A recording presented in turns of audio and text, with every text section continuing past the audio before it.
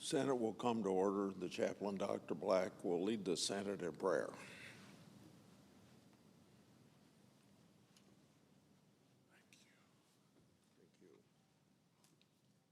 Let us pray. Gracious, loving God, let your light, your wisdom, your righteousness, and your love fill our minds and hearts today. Lord, you have promised your wisdom for all who need it. Today, more than ever, your lawmakers need your wisdom. Illuminate their minds with more than human insight. Close the doors they should not walk through as you lead them to the path you have chosen. Lord, remind them that as human beings, we sometimes make mistakes. Give our senators this day the grace to listen to those with whom they disagree. Bring from the crucible of conflicting views truth and justice that will bless our nation and world. We pray in your merciful name. Amen. Thank you. Will you please join me in the pledge? I pledge allegiance to the flag of the United States of America and to the republic for which it stands, one nation under God, indivisible, with liberty and justice for all.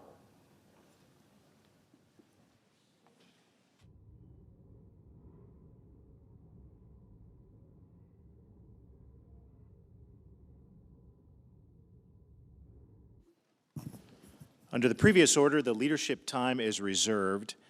Under the previous order, the Senate will be in a period of morning business with senators permitted to speak therein for up to 10 minutes each.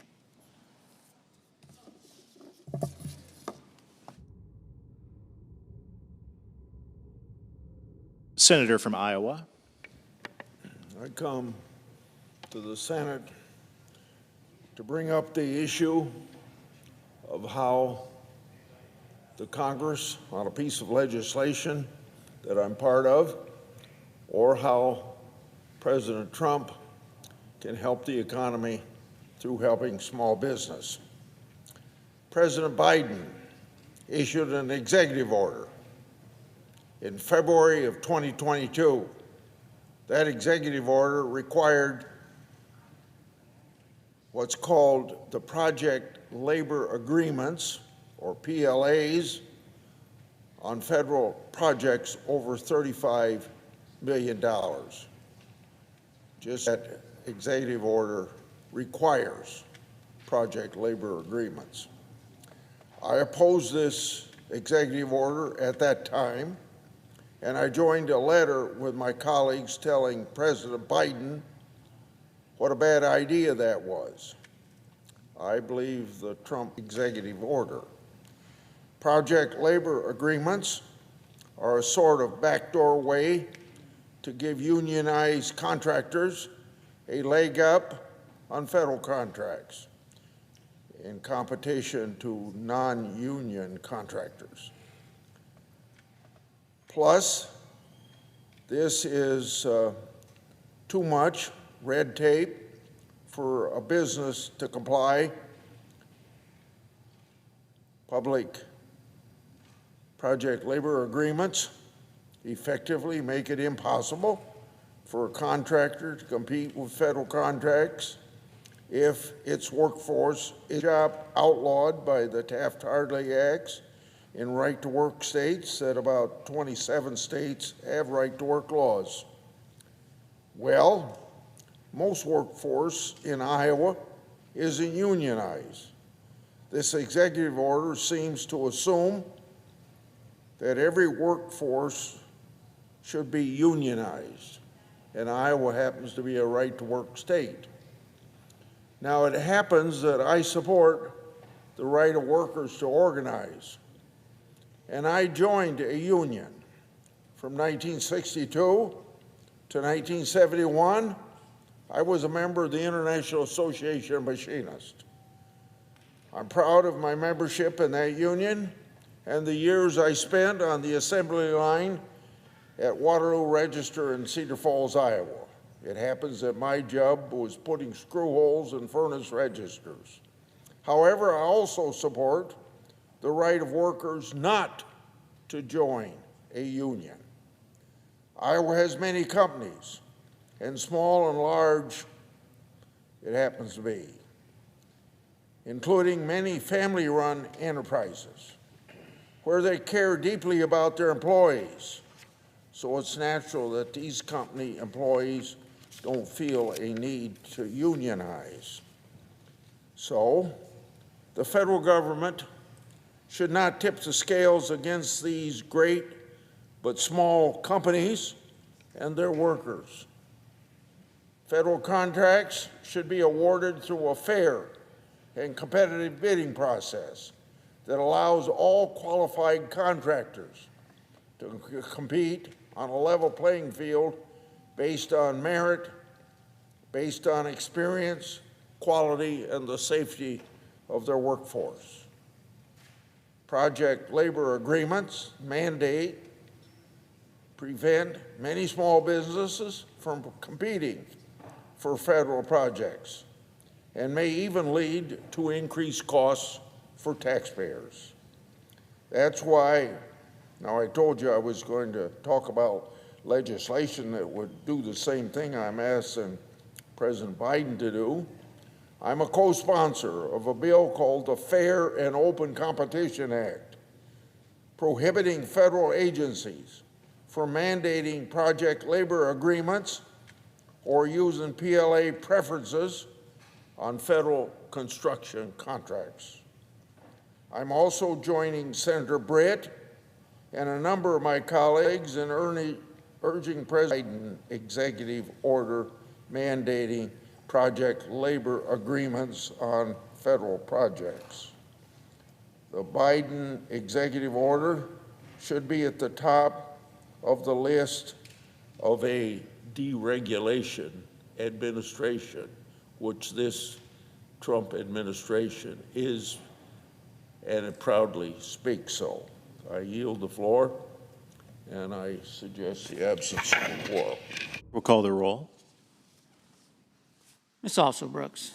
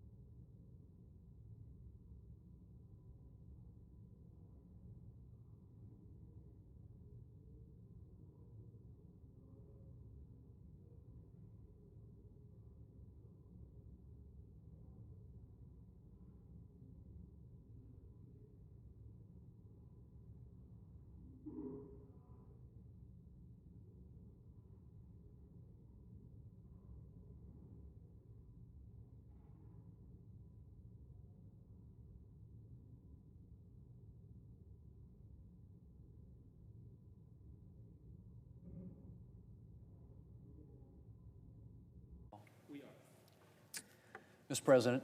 The Majority Leader. Thank you, Mr. President. Mr. President, I ask unanimous consent the quorum call be suspended. Without objection. Mr. President, last November, the American people elected President Trump and a Republican Congress with a clear mandate.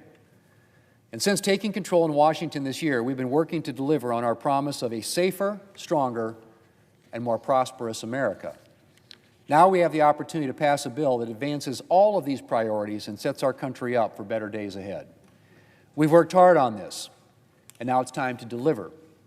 Mr. President, the centerpiece of our bill is permanent tax relief for the American people. The 2017 Republican-led tax cuts lowered rates for every income bracket. We doubled the child tax credit and nearly doubled the standard deduction. But those policies will expire at the end of the year without action from Congress, which means a typical family would be hit with a $1,700 tax hike next year. In my state of South Dakota, South Dakotans would see their taxes go up on average $2,500. We're determined not to let that happen. Not next year, not ever. Our bill makes the 2017 lower tax rates permanent. It raises the child tax credit to $2,200 per child and links it to inflation permanently. And it maintains the higher standard deduction that 90% of taxpayers use. And Mr. President, we're not stopping there. Seniors will have an even higher standard deduction. Millions of tipped workers will benefit from no tax on tips. And millions of hourly workers will be able to keep more of their overtime pay with no tax on overtime.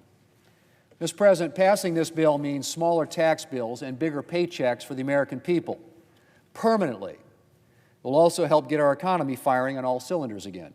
In 2017, we boosted our economy by lifting the tax burden on American businesses.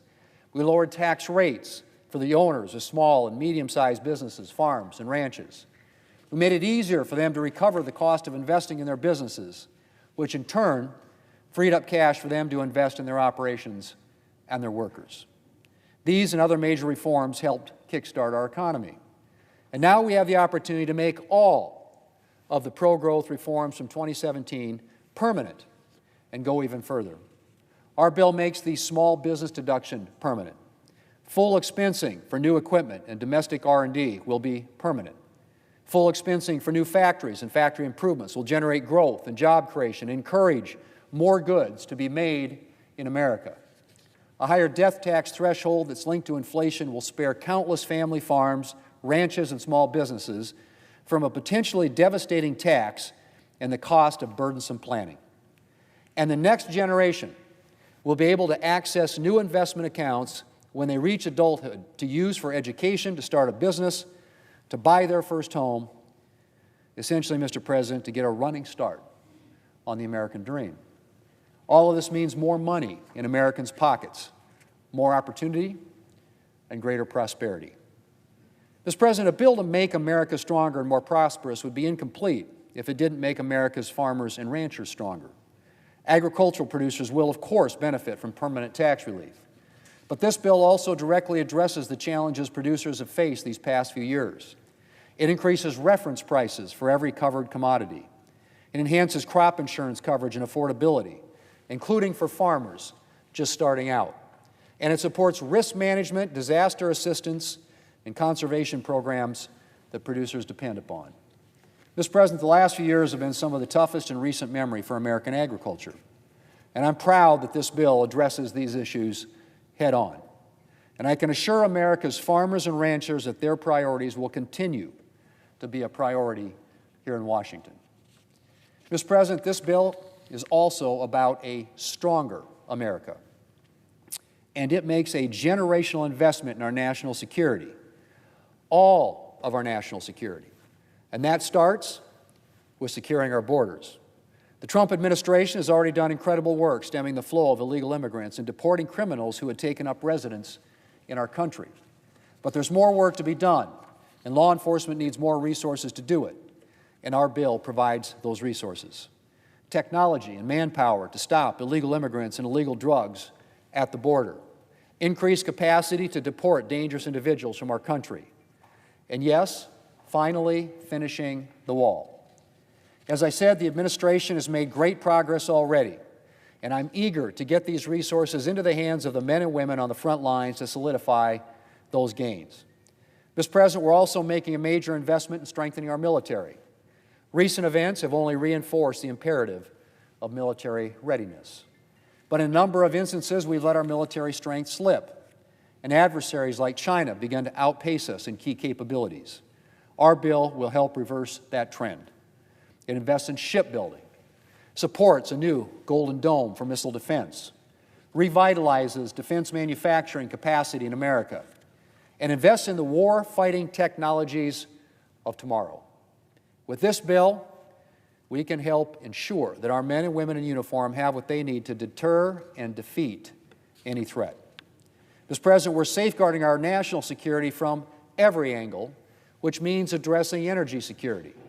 Energy security might not get the same attention as border security and national defense, but it's a big part of keeping America strong and secure. Relying on energy from hostile nations or unstable parts of the world can be a dangerous proposition. And maintaining energy independence is key to keeping a country secure. We're fortunate to have an abundance of natural resources in this country, and our bill makes sure that the American people benefit from those resources by freeing them up for responsible domestic production for a secure, stable, and affordable supply of energy. Mr. President, there's a lot more I could say about this bill, but before I close, I just want to talk about how this bill delivers on Republicans' promise to rein in the size of government. Deliver savings to the American people by reining in waste, fraud, and abuse in federal programs. It includes the largest spending cut in American history, as well as common sense, good government reforms that haven't been attempted in Washington, D.C. in decades. And with more revenue we get, Mr. President, by growing the economy, not by raising taxes, this bill will actually help reduce the deficit by as much as $6 trillion. Mr. President, this bill delivers on the mandate the American people gave Republicans last year: a stronger America, a safer America, and a more prosperous America. It's right around the corner. Mr. President, I yield the floor, and I suggest the absence of a quorum. The clerk will call the roll. Mr. Alsobrooks.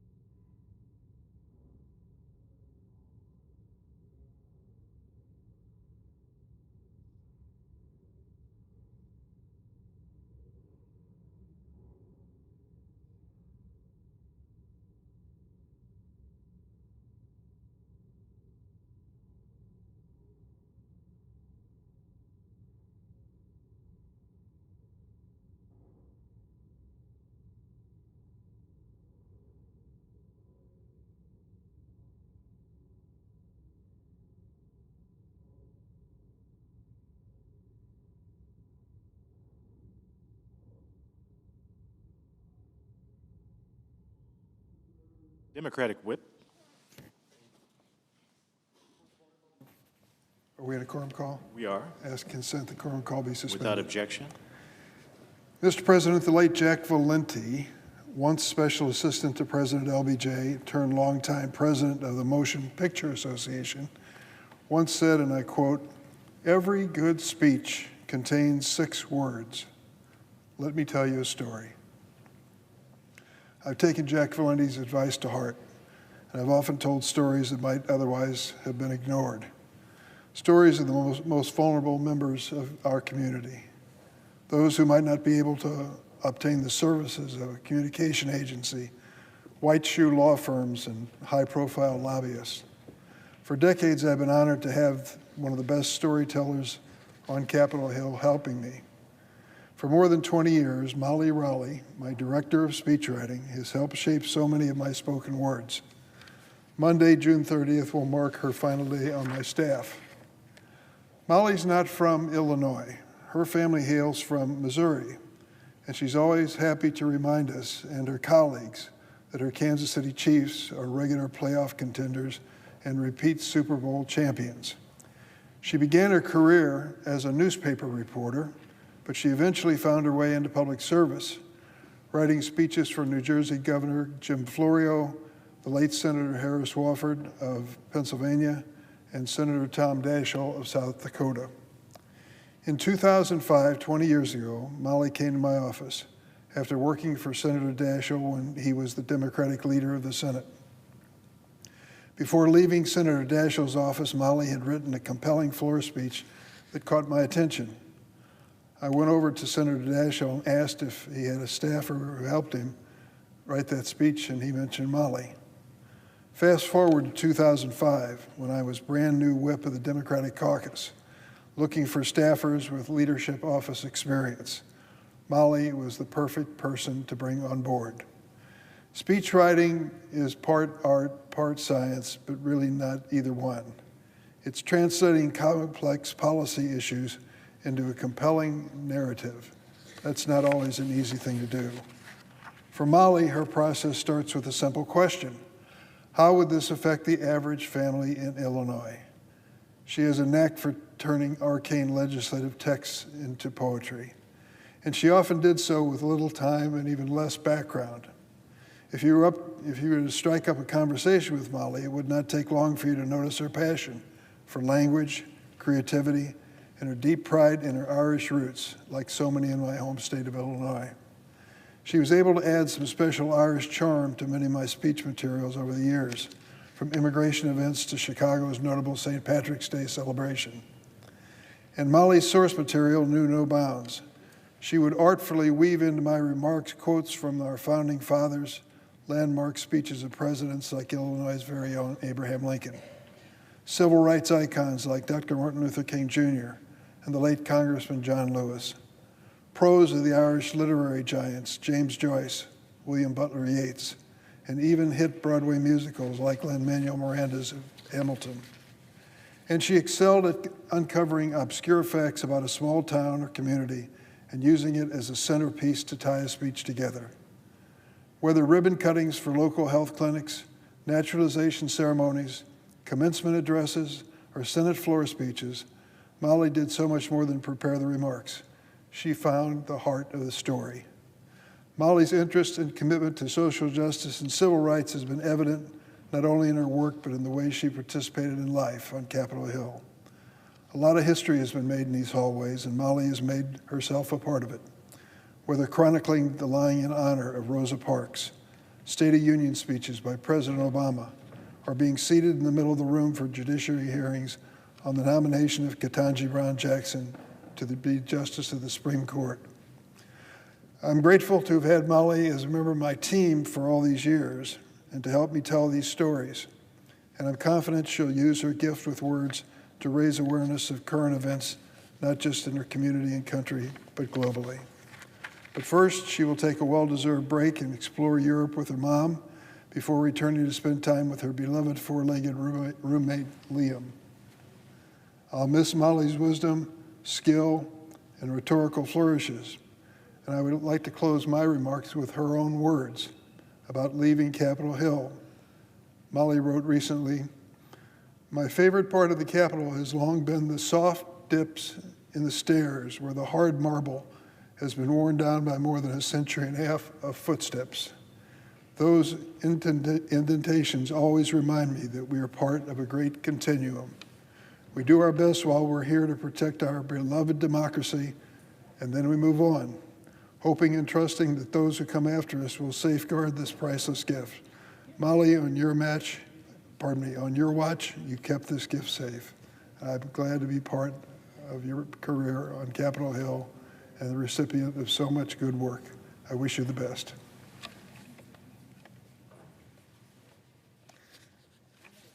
Mr. President, I ask that a tribute to Chicago Police Department Officer Crystal Rivera be entered in a separate part of the record. Objection? I yield the floor.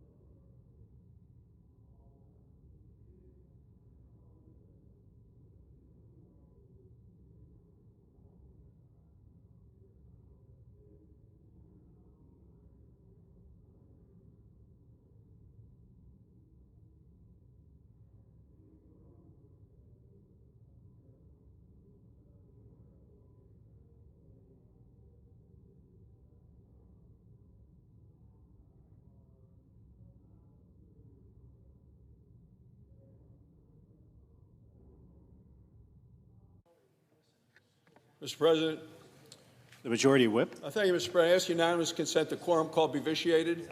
The Senate is not in a quorum call. Okay, thank you very much, Mr. President. Mr. President, yesterday the United States Senate, can we have order, Mr. President? Order. Thank you, Mr. President. Mr. President, yesterday the United States Senate got an update from the administration about Saturday's strike on Iran. We heard from Secretary of State Marco Rubio, Secretary of Defense Pete Hegseth, Central Intelligence Agency Director John Ratcliffe, and General Dan Kane, who is Chairman of the Joint Chiefs of Staff. They told us, beyond a doubt, the Iran strikes were successful. Two things are clear. One, President Trump protected our country. And two, America drew a red line on Iran, no nuclear weapons, and President Trump enforced it. Every recent president has said a nuclear Iran is unacceptable. Bill Clinton said it, George W. Bush said it, Barack Obama said it, Joe Biden said it. Even Senate Minority Leader Chuck Schumer said back in 2015, if there is only a 10% chance Iran uses a nuclear weapon, it is vital we prevent it. That's exactly what President Trump did, and he did it effectively. For over 40 years, Iran has targeted, threatened, and terrorized the United States and our allies. We know from our own intelligence and from independent experts that Iran was dangerously close to getting nuclear weapons. My colleagues on the other side of the aisle have called for diplomacy. Well, President Trump tried diplomacy for months. President Trump laid down guidelines and deadlines, and then he drew a red line. Iran used diplomatic talks to stall. It did so as it continued to race toward a nuclear weapon. As Commander-in-Chief, President Trump has the full authority to act. He did so consistent with Article 2, Section 2 of the Constitution, and he did so decisively. It was a limited, powerful, and precise strike. It was aimed specifically at Iran's nuclear facilities, not at Iran's leadership, not at the Iranian people. And here's more good news. No American lives were lost, absolutely none. This was a powerful message to Iran, but not just to Iran, also to Russia, to China, to North Korea, and anyone else who is an adversary of the United States. The message is this: America means what it says, and America will keep our people safe. Now, Democrats, of course, rushed to turn this successful strike into a political fight.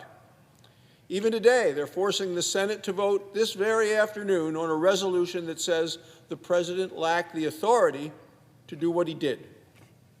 They've gone so far as to imply that the successful protection of the American people is an impeachable offense.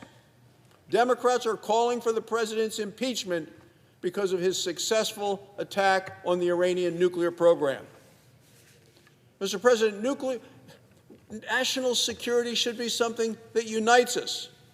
But let's not forget, Democrats have said presidents can act without a vote of Congress. They've said it many times in the past.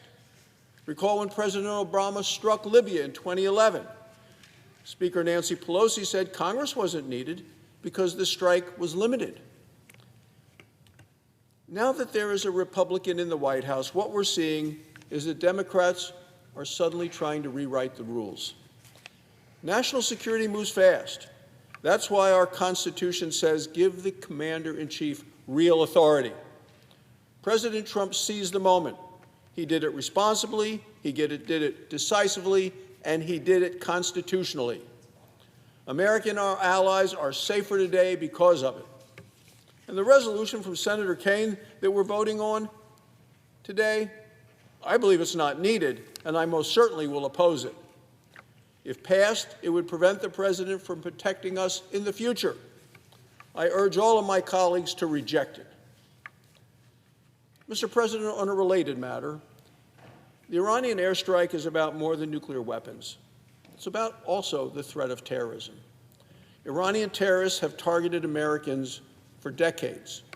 Iran actively pursued an assassination plot against President Trump.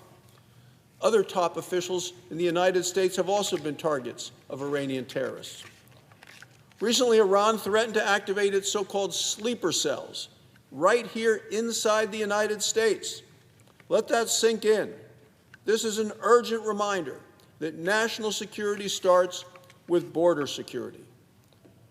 Under Joe Biden and the Democrats, more than 1,500 illegal immigrants from Iran crossed our southern border. 729 of them were released into our country by Joe Biden. And that might just be the tip of the iceberg. Because remember, under Joe Biden and the Democrats, there were millions of gotaways. People that weren't stopped sneaking across the border. They were detected, either satellite images, different mechanisms of looking for people, heat detection of people moving across the desert, but not being able to be captured. How many of them were Iranian agents as well? How many of them are today in sleeper cells? Well, the truth is, no one knows. What we do know is this: President Trump took office, and since that time, illegal border crossings are down by 95%. Immigration and Customs Enforcement agents are working fast. In the last 7 days alone, ICE arrested 130 illegal immigrants from Iran. Right now, 670 Iranian nationals are being detained. President Trump's detentions are working. Now the administration needs more resources to finish the job. That's why Republicans are fighting for our comprehensive safety agenda. Our bill increases funding for border security and enforcement by $160 billion. It finishes the wall. It hires thousands of new Border Patrol and ICE agents. It gives them a bonus for keeping our communities safe. In November, Madam President, Americans want, need, and voted for safe communities and secure borders. Our Republican safety agenda delivers what the Americans wanted, need, and have voted for. Thank you, Madam President. I yield the floor. Suggest the absence of a quorum. Clerk will call the roll. Ms. Alsor-Brooks.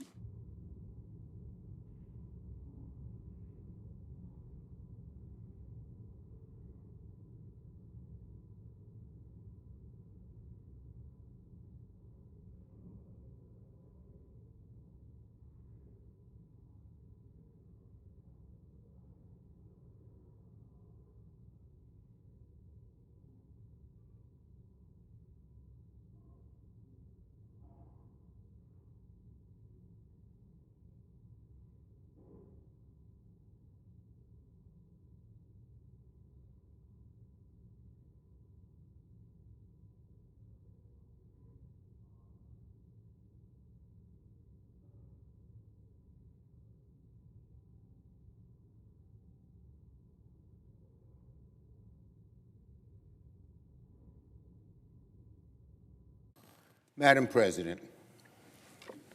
Democrat leader. In a quorum. I ask unanimous consent the quorum be dispensed with. Without objection. Madam President. Excuse me one second.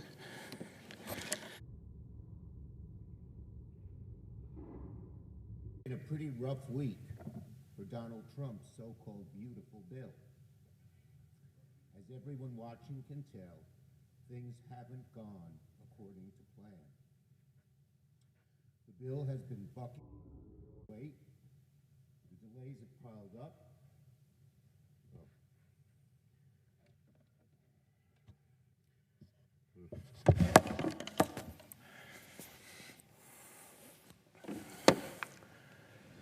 Delays have piled up, and it's obvious large chunks of the Republican conference don't like their own bill. But of course, we're hearing that Republicans may still try to bring this legislation to the floor as soon as tomorrow. That's not real legislating. This is a total rush job. This is Donald Trump bullying Senate Republicans to get a bill passed, no matter what is actually in it. And this is Republican leadership perhaps daring their own members who are deeply worried about this bill to oppose it on the floor. So if Republicans do in fact proceed very soon, let me remind them about the consequences of passing this bill. It'll be a disaster for families, for the economy, and even for Republicans themselves. It rips health care from 16 million people. It's the biggest cuts ever to food funding. It raises energy prices and surrenders American energy leadership to China. And it rewards the ultra-rich. Republicans should abandon these destructive policies, but of course they aren't doing that. Instead of fixing their bill, Republicans want to rush it because they don't want the American people to find what's in it. And their fears are certainly justified, because the more and more that Americans look at this bill, the more and more they despise it. It steals their Medicaid, it jacks up their premiums, it takes away their jobs, and it gives trillions away to billionaires and special interests. This is a nonsense and destructive piece of legislation, and it makes no sense for Republicans to scramble to pass it. There's nothing inherently critical about July 4th. Even Donald Trump, 2 hours ago, admitted the July 4th deadline is a fake. And yet here they are, rushing, scrambling, twisting themselves into knots to try and salvage a bill they know will hurt both their constituents and their own political futures. Republicans aren't just lying to their constituents, frankly, they're lying to themselves, because this bill is wholly toxic. Here's what Republicans should do. They should not let Donald Trump bully them. They should hold firm and tell Donald Trump his big, beautiful bill is a disaster, a betrayal of the American people. Republicans should keep their own promises not to cut Medicaid. They should listen to the critiques of some of their own colleagues, like Senator Tillis, who reportedly said behind closed doors, "This will be devastating to my state." Or Senator Justice, who said, quote, "Our rural hospitals are going to have a tough time. You may have to hold your nose and vote for disagreeable policies." Senate Republicans should listen to their own words. They should ignore fake deadlines and stop the rush job. I yield the floor. Note the absence of a quorum.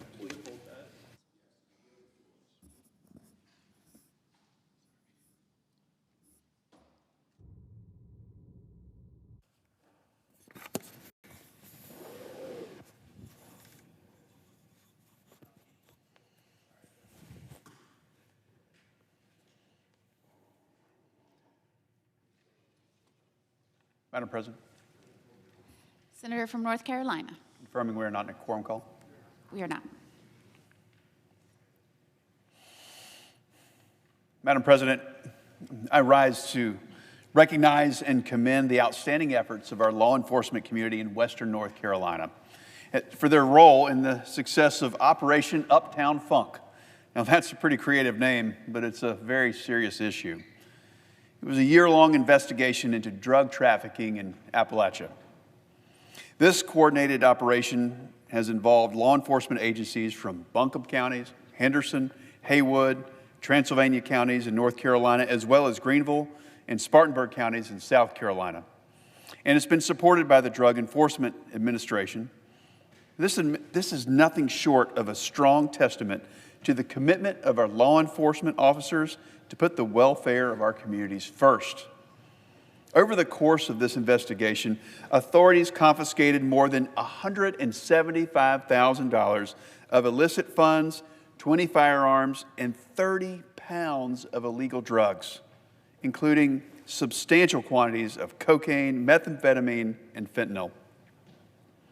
More than 30 individuals from Henderson County have been arrested and are being held accountable for their role in this dangerous drug network. Madam President, these results, they're not just statistics. They represent lives saved, overdoses prevented, and neighborhoods that can breathe easier knowing that they're a lot safer.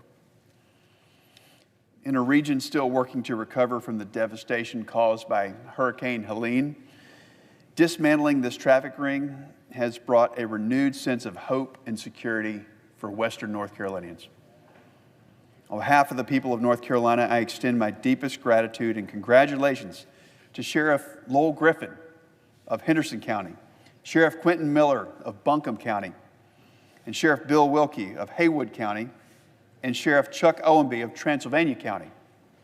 I also want to thank the dedicated men and women within their departments, especially the Henderson County Drug Interdiction and Criminal Enforcement Unit, or DICE, for their service.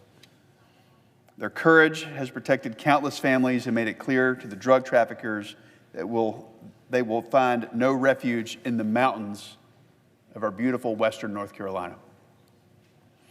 It's my honor to represent a state whose law enforcement professionals lead with tremendous integrity and commitment to our citizens. I'll continue working in the U.S. Senate to ensure that they have the tools, resources, and support that they need to keep our communities safe. I yield the floor.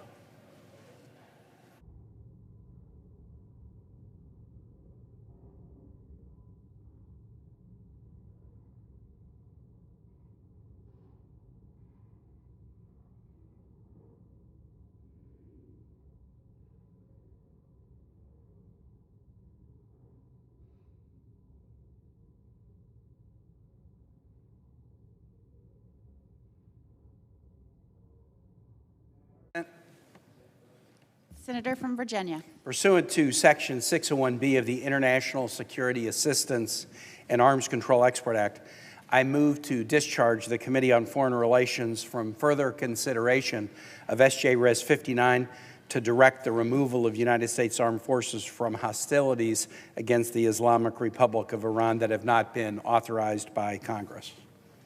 The clerk will report. Senator from Virginia, Mr. Kane, moves to discharge SJ Res 59 to direct the removal of United States Armed Forces from hostilities against the Islamic Republic of Iran that have not been authorized by Congress from the Committee on Foreign Relations. Madam President, we will begin a couple of hours of debate on this resolution prior to a vote that I understand is scheduled around 6 or maybe a little bit thereafter. And I rise to talk about the resolution for the second time in the last week, and I needn't repeat all the points that I made when I spoke about it last week. But I'll just begin with this. I came to the Senate in January of 2013, and I tell people that I came with 100 interests and 10 passions and 1 obsession. And the obsession that I brought with me to this body was an obsession that I would do everything possible I could to stop the United States from getting into an unnecessary war. Why did I bring that obsession with me in 2013? I brought it with me because of the experience in Virginia during 2 wars over the course of 20 years, from 2001 to 2021. I was governor of Virginia from 2006 to 2010. I was lieutenant governor of Virginia before that. And like every state in this country, Virginia was deeply, deeply affected by the global war on terror. When I was governor of Virginia, I had the honor and responsibility, but it was also a burden, of being the commander-in-chief of the Virginia National Guard. And that meant that I was with our guardsmen and women when they deployed to Iraq and Afghanistan, when they came home. I went to funerals, I went to wakes. These were very, very moving experiences. I visited, as governor, our troops, our guardsmen and women in both Iraq and Afghanistan during that period where the war was at a huge upsurge. Thousands of Virginia guardsmen and women were deployed during those 4 years. And of course, because of who Virginia is, it wasn't just our guardsmen and women, it was also our active duty, our DOD civilians, civilians from other parts of the federal family, reservists, military contractors, DOD civilians and their families. The cost of that 20 years of war on Virginia was very heavy. And I came with the obsession not only because of what I had seen in terms of the effect of these wars on my Commonwealth and my country, the deaths, the injuries, the long-standing mental health needs, the tremendous expenditure of public treasure, the lack of clear and positive results from that 20 years. But I also came with an obsession on this topic because of watching the way the war started, particularly the war in Iraq. The United States was basically, the public and this body was basically lied to about the extent of the Iraqi program of weapons of mass destruction. And then an administration forced a vote on the floor of this body right before a midterm election. The debate and vote occurred in October of 2022. I remember at the time I was lieutenant governor and I was paying attention to this, and I thought, what's the urgency about this debate in October of 22, right before a midterm election? You might remember the United States didn't even invade Iraq until March of 2023. There was no urgency. There was none. But it was determined to be politically expedient to force a debate before a midterm election to try to give one party an edge in those midterms. Yeah, there was a vote, but it was timed and structured for political rather than military reasons, and thousands of Americans, both soldiers and contractors, lost their lives as a result. And so I came to this body fully believing that, yes, I'm only one of 100, but I'm going to do everything I can to make sure the United States doesn't get into an unnecessary war, and that if the issue ever arises, Congress needs to fully debate any military mission before he sends our sons and daughters into war. Now, Madam President, I say this as a senator from, I'm going to argue this, and the president will challenge me on this, but I'm going to say Virginia is the most pro-military state in the United States.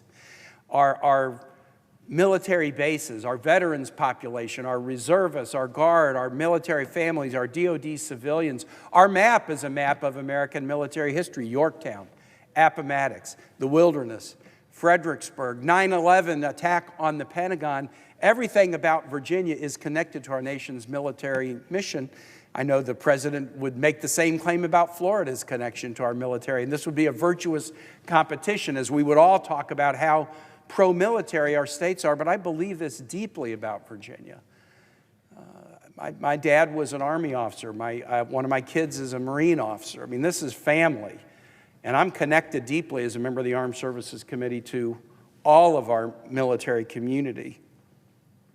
And I'm not a pacifist. Every year I work on the Armed Services Committee to help write a defense bill and try to get it passed. I whip votes on the floor for military aid packages to allies. There's bad folks in the world. The United States needs to defend itself, and it needs to work with allies to help them defend themselves.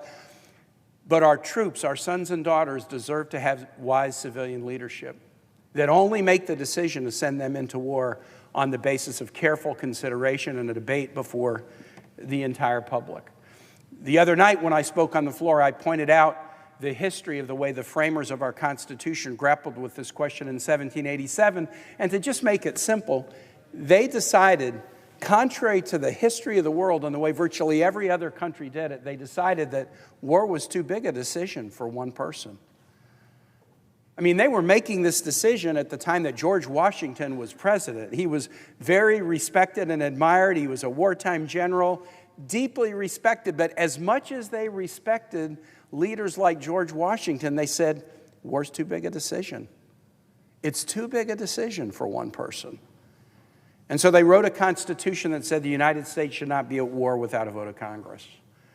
Defense against an attack or an imminent attack, yes, the president as commander-in-chief has the power to do that. But to go on offense against another nation or an entity like a terrorist group, and there were terrorist groups back in the days like the Barbary Coast Pirates. From the very beginning, we have confronted threats not just by nation states but by others. But the decision was, it was too big a decision for any one person, and we should only go to war after a debate, not only in Congress, where we put our thumbprint on this is a national mission, we're risking our sons and daughters' lives for. We have a debate in front of the entire public so they can understand the stakes.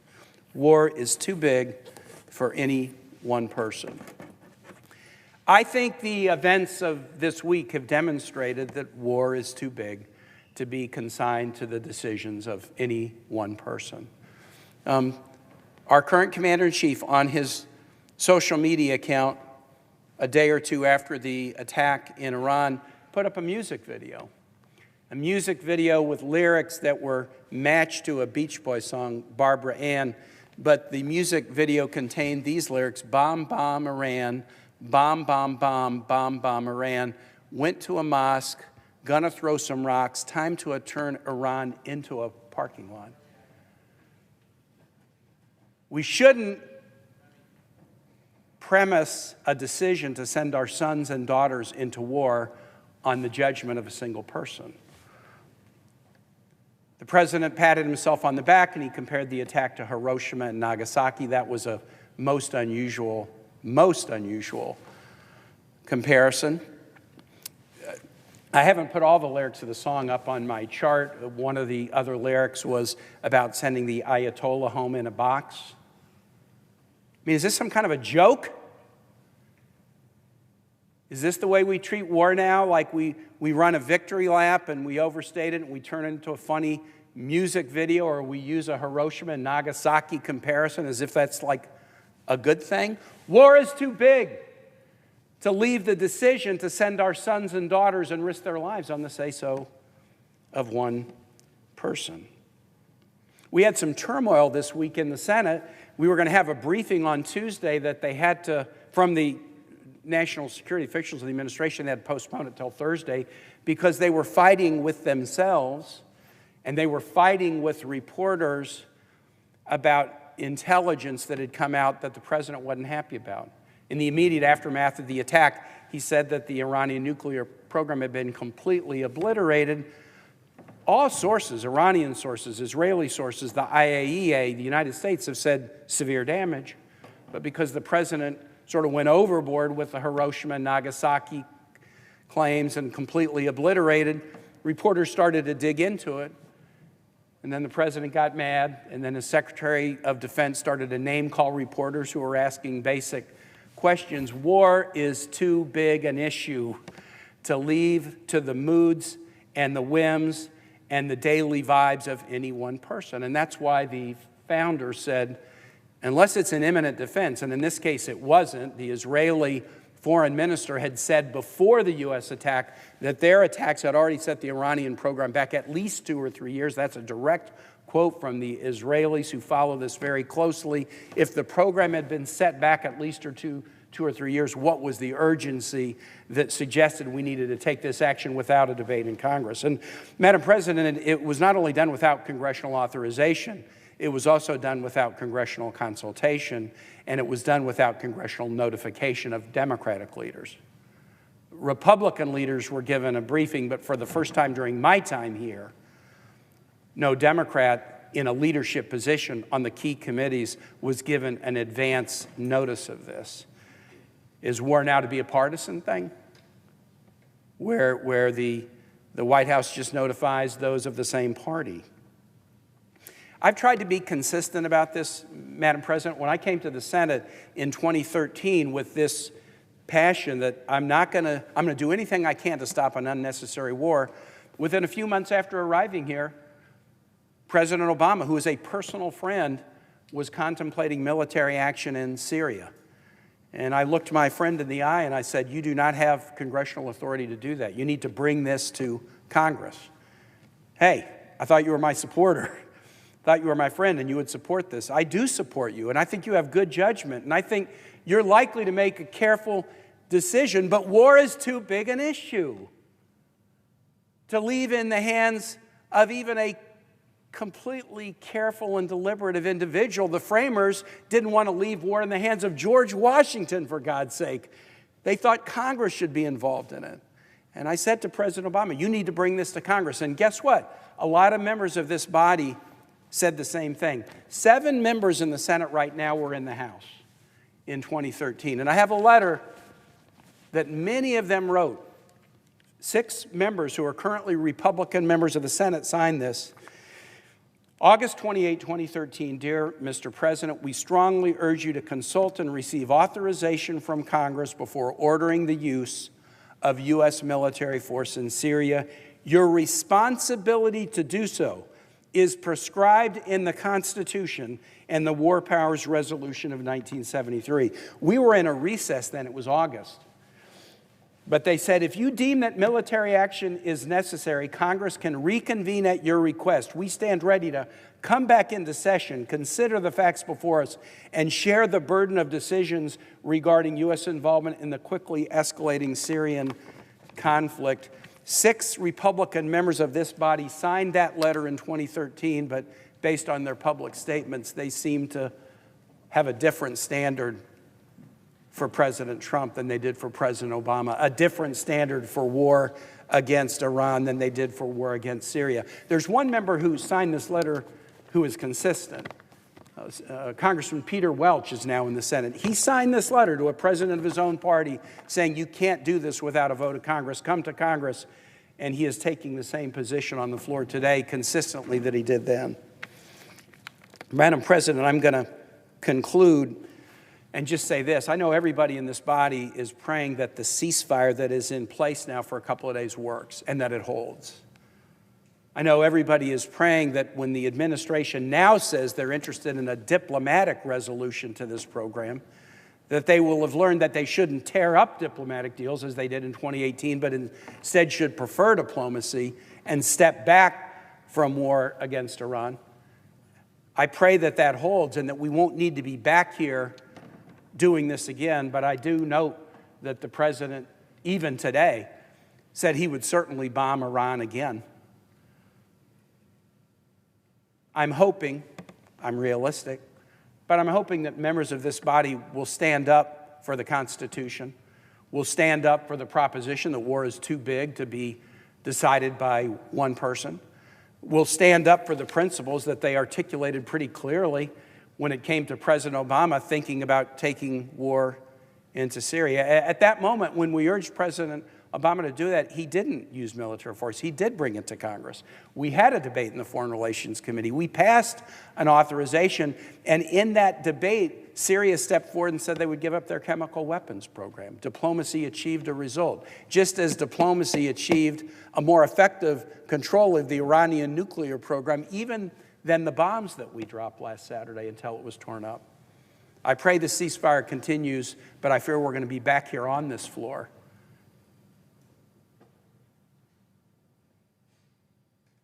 And I hope when we are on this floor again, members of this body will stand for the proposition that has been part of our history, that war is too big an issue to allow one person to make the decision that sends our sons and daughters into harm's way. With that, Madam President, I yield the floor. Madam President. Senator from Maryland. Thank you, Madam President. I rise today in support of Senator Kane's War Powers Resolution to make crystal clear that as required by the Constitution of the United States, the President may not take offensive military action against Iran or any other country without congressional approval. Last Saturday, the world learned through a social media post by Donald Trump that he had ordered an attack on 3 of Iran's nuclear enrichment sites, the first ever direct U.S. military assault on Iranian territory. We all agree that Iran must not obtain a nuclear weapon, but bombing is not the best, most sustainable way of achieving that goal, and nothing I heard yesterday at the intelligence briefing changes that assessment. The bombing attack was also a clear violation of the U.S. Constitution, which reserves to the Congress the power to declare war. And make no mistake, initiating a bombing attack against another country is not only a matter of foreign policy, it is an act of war. For anyone who claims otherwise, I ask them to consider this. What would we have said if Iran or any other country had flown bombers over our country and struck our facilities? We would rightly call it what it was, an act of war. While the President has the authority to defend the United States when attacked, Article 1 of the Constitution vests the responsibility to go to war explicitly and exclusively in the Congress, not in one person in the Oval Office. James Madison put it best in 1793 when he wrote, and I quote, "In no part of the Constitution is more wisdom to be found than in the clause which confides the question of war or peace to the legislature and not to the executive. The trust and temptation would be too great for any one man," unquote. That's why the framers of the Constitution designed a system of checks and balances to stop the government from ignoring the will of the American people. And the American people absolutely do not want the United States to be dragged into more unnecessary wars. So, Madam President, beyond the debate over the particular politics or policy of President Trump's decision to attack Iran, this debate is about the rule of law. And no president, past, present, or future, is above the law. Those strikes violated American law, and prominent legal experts have said they also violated international law. The fact that there is now a ceasefire in place does not obviate the need to pass this resolution. President Trump has already shown that he is willing to initiate hostilities on his own. And indeed, as Senator Kane just mentioned, President Trump just said a few hours ago that he would, quote, absolutely consider bombing Iran again. And just last month, when asked whether he needs to uphold the Constitution of the United States, President Trump answered, quote, "I don't know." We, the United States Senate and House, should make clear that compliance with our Constitution is not optional. Now, President Trump did not just attack another country in violation of the Constitution. He did so in spite of facts presented by our own U.S. intelligence agencies. Just 3 months ago, the U.S. intelligence community noted that, and I quote, "They continue to assess that Iran is not building a nuclear weapon, and Supreme Leader Khamenei has not authorized the nuclear weapons program he suspended in 2003, unquote. That assessment has been reaffirmed year after year since at least 2007, that Iran was not producing a nuclear weapon and had not made a decision to do so. You would think that the facts and intelligence assessments would matter when a president chooses to attack another country. Apparently not in this case. Indeed, when President Trump was confronted with the U.S. intelligence community's assessment just days before he launched the attack, he dismissed it. It was an inconvenient fact. It was inconvenient because it showed there was more time for diplomacy to work, time to get a negotiated solution. Secretary Rubio was asked about this intelligence assessment after the United States bombed Iran. His answer, very revealing. He said, and I quote, "Forget about the intelligence," unquote, and then went on to try to justify the timing of the attack. Now, as I said earlier, most, if not all of us, agree that Iran must not have a nuclear weapon, which would pose an existential threat to Israel, threaten America's interests in the region by further emboldening Iran's malign actions, and increase the risk of nuclear proliferation throughout the Middle East. So the question is, how do we best accomplish that goal in a durable way that doesn't unleash unintended consequences and put Americans and others at greater risk? President Obama answered that question. That's exactly what he accomplished through the agreement his administration negotiated with Iran 10 years ago this July. President Obama made a deal with Iran to prevent it from building a nuclear weapon. And the agreement was working. Iran was subject to around-the-clock, 24-hour inspections from the International Atomic Energy Agency. That agreement made the whole world a safer place. But in his very first term, Donald Trump ripped up that deal. Not surprisingly, Iran began to enrich uranium at higher levels, though still not at the 90% level needed for bomb-grade material. Now, by the time Donald Trump returned to the White House this year, even he and his administration had come to understand that the best way to ensure that Iran does not decide to develop a nuclear weapon is through negotiation. That's why earlier this year, he dispatched his special envoy, Steve Witkoff, to open negotiations with Iran. And those negotiations were ongoing. Indeed, the sixth round of discussions were scheduled to take place on Sunday, June 15th, just 2 days before the Netanyahu government launched its attacks on Iran. Not surprisingly, that Israeli attack derailed the ongoing U.S.-Iran negotiations. It is important to remember that a decade earlier, Prime Minister Netanyahu worked very hard to derail President Obama's ongoing negotiations with Iran. Indeed, Prime Minister Netanyahu even addressed a joint session of Congress, urging the Congress not to proceed with those negotiations. Prime Minister Netanyahu did not succeed in derailing President Obama's JCPOA negotiations. That agreement went into effect, and it did make the world and our country and Israel a safer place. But unlike then, Prime Minister Netanyahu succeeded this time. He outmaneuvered Donald Trump.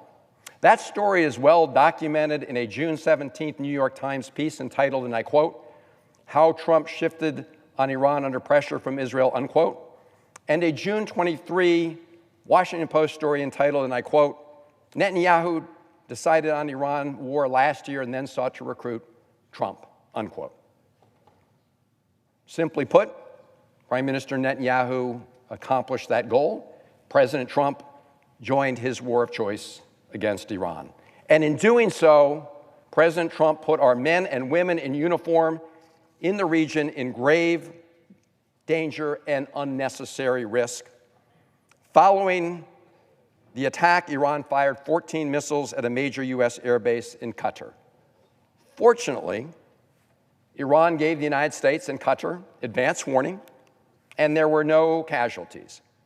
But the full extent of Iranian retaliation could play out throughout the region and other places around the world over a long period of time. And what was accomplished? What was accomplished? To hear President Trump tell it, the Iranian nuclear program was, quote, obliterated, unquote. That is flat out untrue. Untrue. We know from public reporting that a Defense Intelligence Agency assessment found that the strikes only set back Iran's nuclear program by a few months.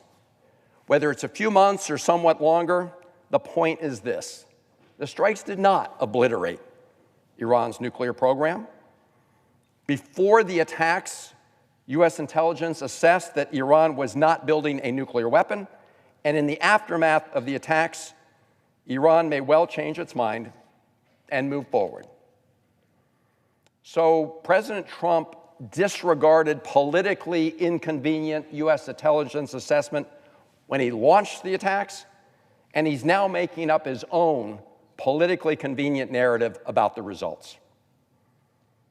What's been particularly cowardly is the Trump administration's efforts to escape their own failures by hiding behind the amazing men and women of the U.S. military. To hear President Trump and Secretary of Defense Hesketh tell it, any criticism of their decision to attack Iran is somehow a criticism of the American military. This is garbage, and they know it. Our servicemen and women performed their mission flawlessly, and they did it with courage and with resolve. It's especially rich to see Donald Trump, who so often insulted and belittled our military heroes, now try to hide his own failings behind them. So let's be clear. While we owe our service members our debt of gratitude, we do not owe that debt of gratitude to President Trump or members of his cabinet for their decisions or for their current efforts to manipulate the narrative about the results of the attack. I have to say, as my colleague Senator Kaine mentioned, that the spectacle of President Trump and Secretary Hesketh berating the press for questioning their claims that the Iranian nuclear program had been, quote, obliterated only reveals their manic desperation to hide the truth. Remember when President George Bush declared with respect to Iraq, mission accomplished? What President Trump and Secretary Hesketh are communicating is that it's somehow treasonous to ask about intelligence reporting that casts doubts on their claims. This is not only an effort to intimidate and silence the press, it also sends a terrible message to all the intelligence analysts in the U.S. government. It says that anybody who presents facts that don't fit President Trump's political narrative is trying to, as Secretary Hesketh said, make the president look bad, or undermining the success of our pilots, or trying to manipulate the public mind. That's ridiculous. We've already seen, Madam President, the dangers of manipulating intelligence to fit the president's narrative rather than fidelity to the facts. The United States went to war in Iraq under false pretenses. Remember when the Bush administration told America that Iraq was developing weapons of mass destruction? Remember when Vice President Cheney warned in March 2003 that, quote, if there's a mushroom cloud in New York, you will know that Saddam Hussein is behind it, unquote. And of course, there were no weapons of mass destruction in Iraq. So false intelligence and false narratives that fan the flames of unnecessary wars cost us dearly. The Iraq War cost the lives of over 4,000 American soldiers, hundreds of billions of dollars of American taxpayer money. The war upended the region, killed hundreds of thousands of Iraqi civilians, strengthened Iran, and unleashed ISIS on the world. It was the worst U.S. foreign policy blunder in a generation. Madam President, the Trump administration has now created a culture of fear and retribution throughout the federal government. We've already seen patriotic federal employees be fired for telling the truth. Whistleblower just filed a complaint the other day. He'd been at the Justice Department. He said, I didn't sign up to lie. So the real challenge is this. The president has not obliterated the Iran nuclear program, but he is doing everything he can to obliterate the credibility of the U.S. intelligence community so he can invent his own reality without contradiction. That's why it's more important than ever that Congress stand up for the Constitution and insist that the president cannot initiate hostilities without approval from Congress.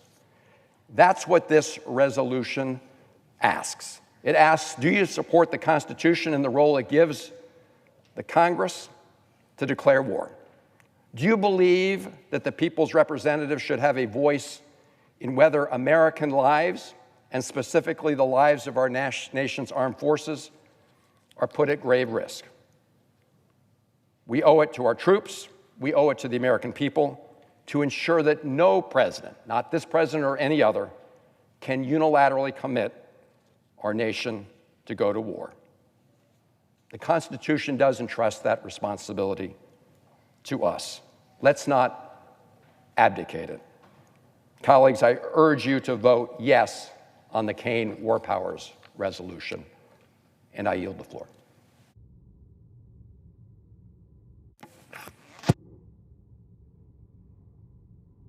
Madam President, Senator from California.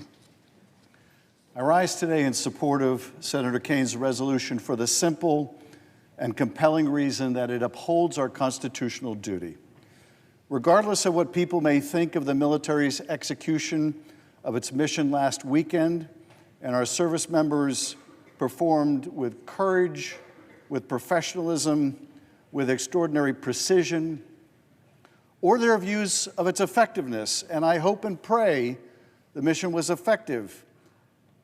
Iran is a malevolent regime.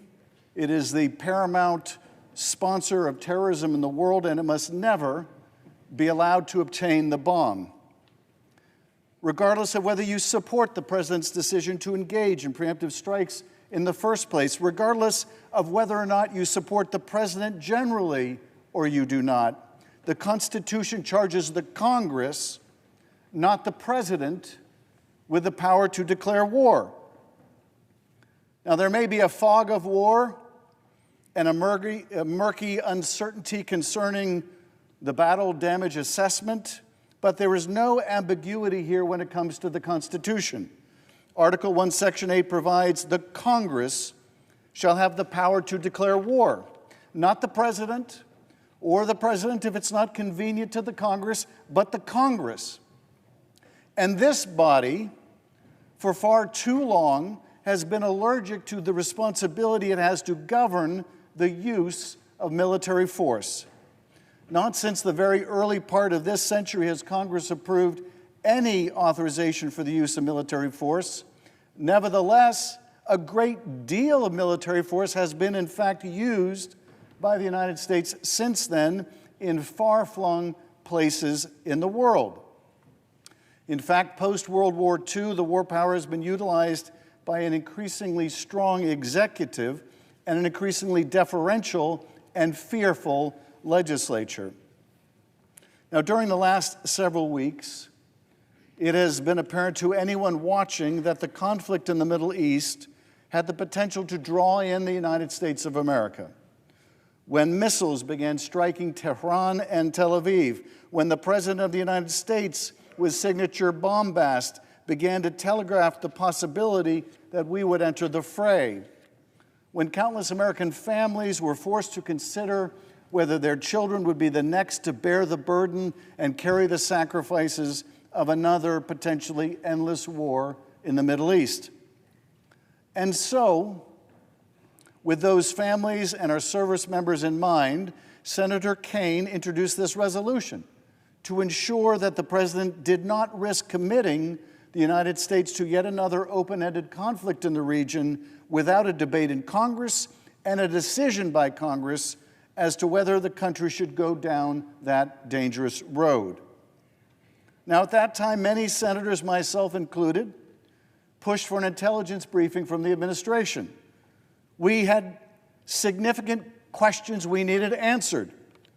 Had Iran made the decision to build a bomb? Had Iran begun the process of building the mechanism of a bomb? Was there an imminent threat to the United States or our forces? What were the threats to U.S. personnel and facilities in the region should Iran respond? How might Iran and its proxies escalate and harm U.S. interests, not only in the region, but here at home and other parts of the world?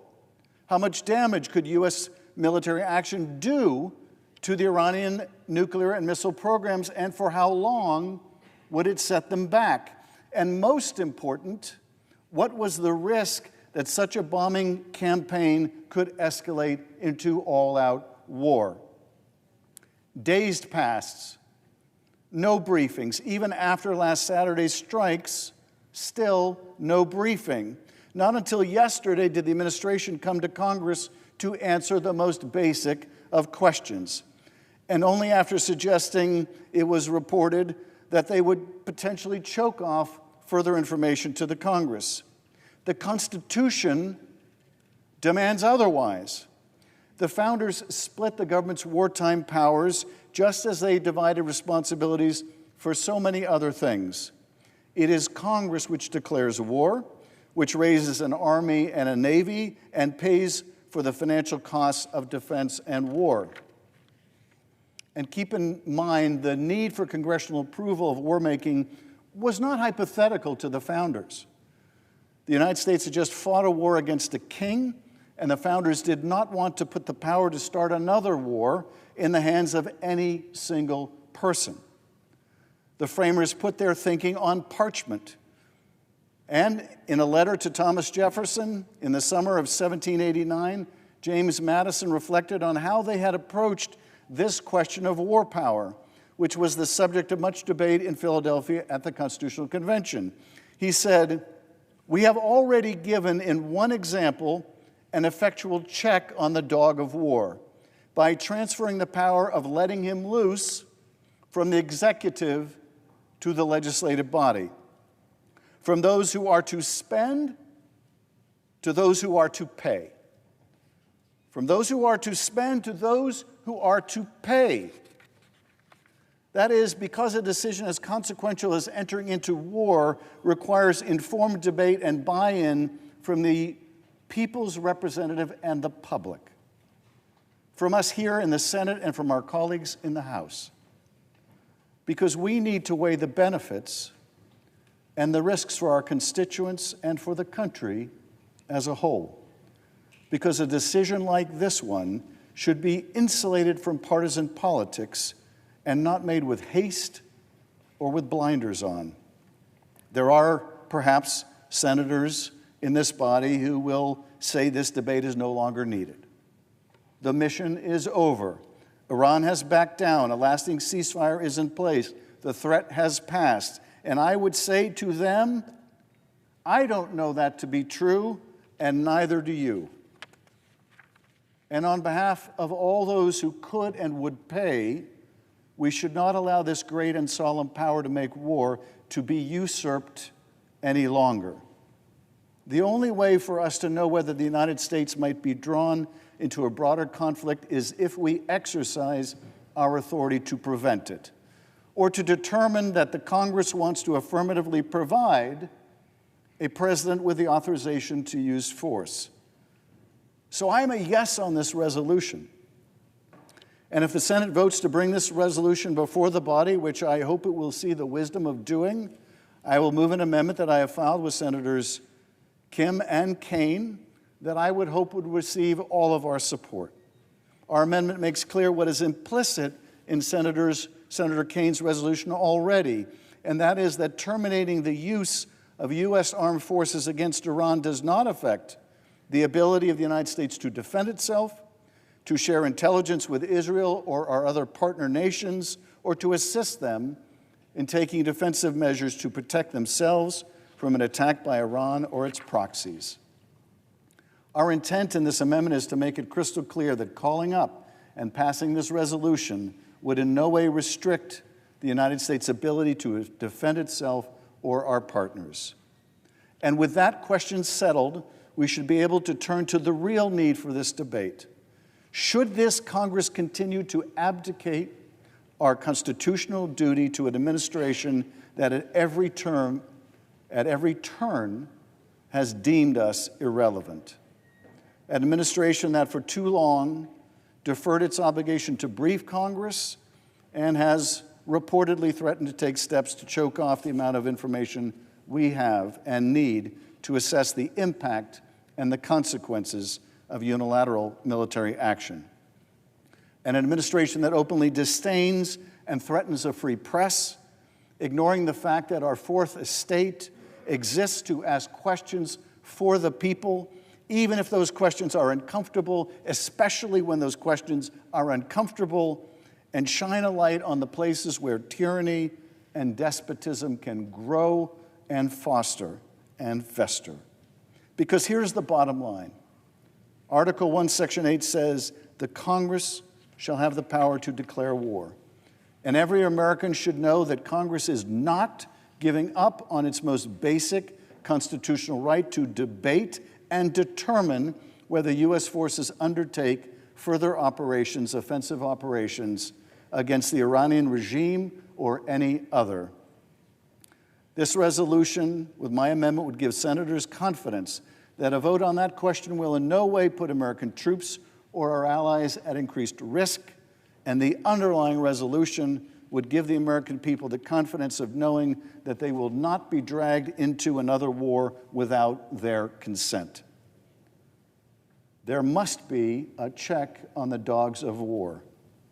There must be a voice for those who will pay the costs of going to war. And the Senate must be that voice. I yield back. President. Senator from Oregon. I greatly appreciate the comments from my colleague from California, and particularly appreciate that my colleague from Virginia, Senator Kaine, has proposed this War Powers Resolution, a resolution that reaffirms a basic principle: that decisions of war and peace belong, under our Constitution, to Congress, not to the President. But on June 21st, President Trump ordered strikes on 3 Iranian nuclear facilities. There was no congressional authorization. There was no debate in this chamber. There was no vote in this chamber. The President made a unilateral decision that risked bringing the United States into another extended war in the Middle East. That is not how our founders designed our nation through the architecture of the Constitution. In fact, each member here swore an oath to uphold that Constitution that places the responsibility for declaring war upon this body, not upon the individual who sits in the Oval Office. To be sure, the President as Commander-in-Chief has the responsibility to protect the nation from an imminent threat. But in this case, there was not an imminent threat. First, according to our own intelligence, Iran was not pursuing a nuclear weapon. Second, even though Iran possessed significant amount of 60% enriched uranium, more than the 3 to 5% that is utilized for civilian energy, it was still not enriched to the level to build a bomb. And it would have had to only be enriched to 90%. It would have had been converted into metallic form. It would then have to have been arranged with an extensive system of explosives that compress it in order to start a chain reaction. That is a very difficult engineering feat. Third, prior to the U.S. strikes, Israel's foreign minister said Israel's attacks had already set back Iran's nuclear weapon program for at least 2 to 3 years. So let's be clear. The threat was not imminent. It was not a situation where there was no time for the president to observe the Constitution, to honor the Constitution, to seek an authorization for the use of military force from the Congress of the United States. The administration instead acted precipitously, putting American lives at risk, including the over 40,000 U.S. troops in the region, as well as diplomats and American civilians stationed or visiting the Middle East. Wars are easy to start, but they are often hard to end, and the consequences can be enormous. Look, for example, at the cost of the wars in Afghanistan and in Iraq. More than 7,000 deaths of American men and women serving in uniform. More than 50,000 serious injuries, often life-altering injuries to America's sons and daughters serving in uniform. More than $8 trillion of American treasure spent. That is why the founders said the consequences of conflict, of entering into war, are so significant. They must never be entrusted to a single person, not even the person who sits in the Oval Office. That's why they wrote the Constitution, placing the responsibility for that here, where it can be wrestled with, where it can be debated, where different perspectives can be brought to bear, where experts can be interviewed, and all can be taken into account in making such an important decision for our nation. From where we are right now, two things need to happen. First, Congress needs to reassert its constitutional authority over matters of war and peace. Second, we need to double down on diplomacy to secure a lasting peace. And a lasting peace includes at least 3 elements. Iran does not develop a nuclear weapon. Second, Iran stops funding militias across the region. And third, Iran's economy is freed up to prosper. Those are the 3 elements that need to be addressed. Let me begin first by addressing in some greater detail Congress's need to reassert its constitutional authority. On Meet the Press on Sunday, Senator Lindsey Graham said, quote, "You can't have 535 commander-in-chiefs." He is exactly right.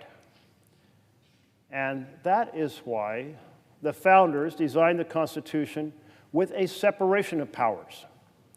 Congress has the responsibility to decide if we go to war, and then the president commands our military to go to war.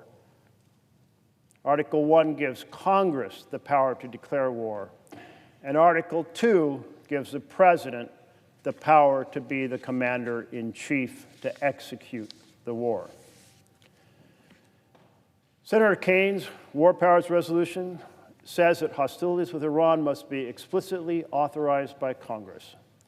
But that does not in any way prevent the U.S. from defending itself from an imminent attack, should that need arise. This is a privileged resolution, meaning that we will have the opportunity to wrestle with it, and we will be voting on whether to do so later today. This resolution is urgently needed. We are already in the throes of a slide into an authoritarian state. Our president has been ignoring the Constitution or violating the Constitution by violating the rule of law that applies to the executive branch, by ignoring or suppressing or circumventing due process, the very issue that protects all of us from an overbearing executive. In fact, it is the defender of our freedom. Third, stiff-arming the courts. And fourth, seizing Congress's power of the purse. And then just this week, it was reported that Trump will limit intelligence sharing with Congress. Another brazen attempt to centralize powers in the executive in a strongman presidency.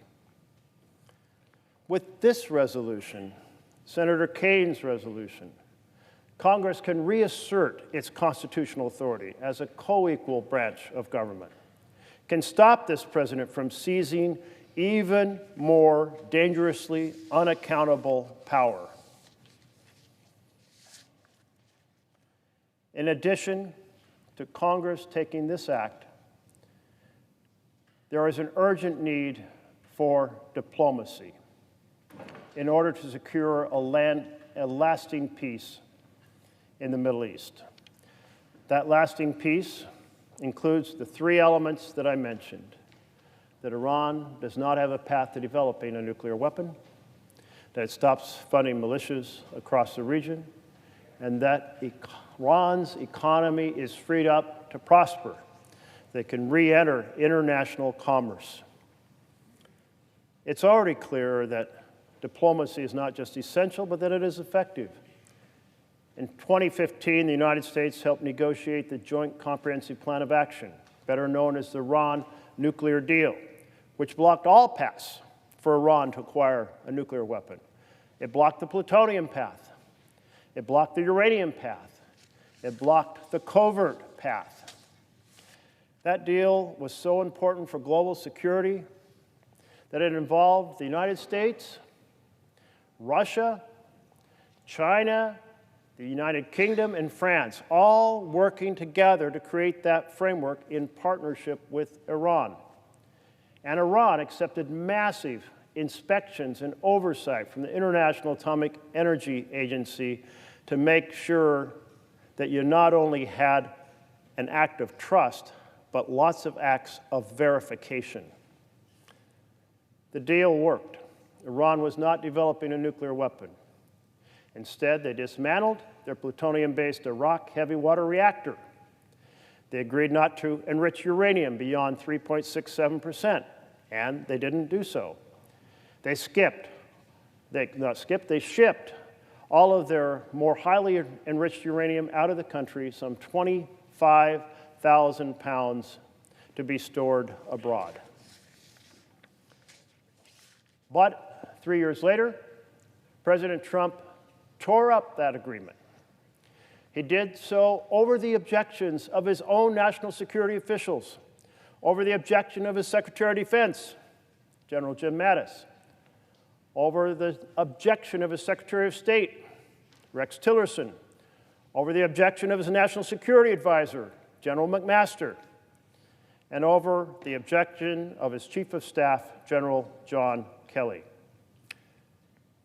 Had President Trump and his first administration not torn up that agreement, we'd be celebrating Iran's 10th anniversary under the nuclear deal with no path to a nuclear weapon.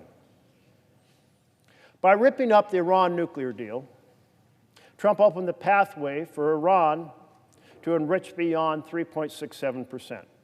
leading to the concerns that prompted Israel to attack Iran's nuclear facilities, and that led Prime Minister Netanyahu to ask President Trump to use our planes and our abilities to bomb Isfahan, Natanz, and Fordow.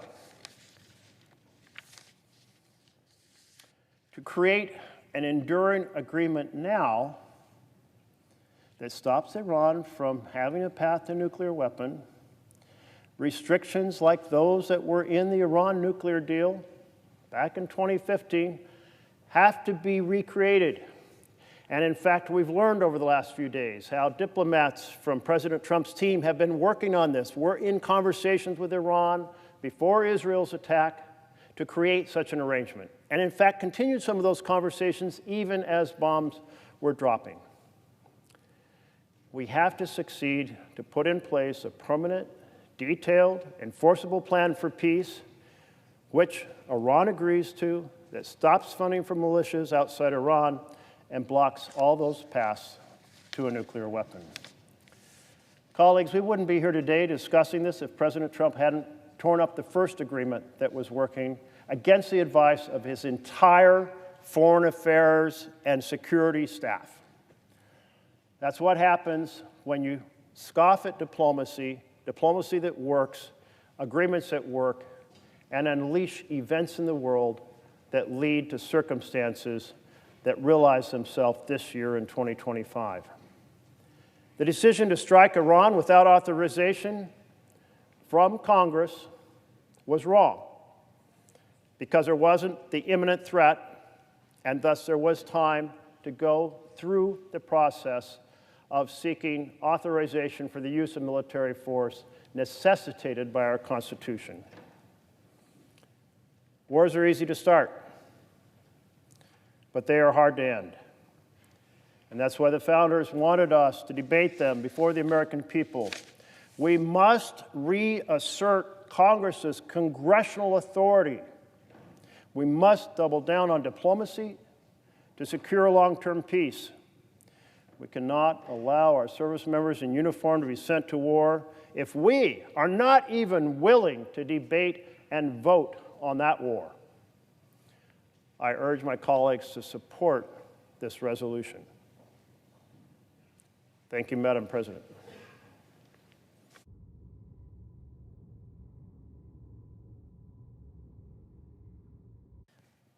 Madam President, Senator from Vermont. I do not want the United States of America to be involved in yet another regime change war in Iran. Have we not learned anything from what happened in Iraq? We deposed Saddam Hussein and all hell broke loose. That was a war of regime change. No sense, since it wasn't related to 9/11. We had a regime change war in Afghanistan and then went on to embrace nation building. Thousands of Americans, men and women, who answered the call of the president, reported for duty, lost their lives, lost their limbs, are suffering today with PTSD. Trillions of taxpayer dollars have been spent and wasted. And yet, in the Middle East, the flashpoint now is Iran. And we came within an eyelash of getting dragged into yet another war where the goal was regime change. Mr. President, I want to acknowledge the professionalism of our Air Force and our men and women in the military. The strike they were ordered to perform, they executed flawlessly. To them, I extend my congratulations. But the question for us is who authorizes the use of force? Our men and women will do what it is the Commander-in-Chief requires and do what it is Congress authorizes. We all have confidence in that. But this was a wake-up call for us because we came within an eyelash of being in a conflict where the goal would have been the Netanyahu goal of regime change. And what we did in this action with the president's decision to send our bombers in at the request of Netanyahu was essentially put in the hands of the Iranian government the question of how far this war would go.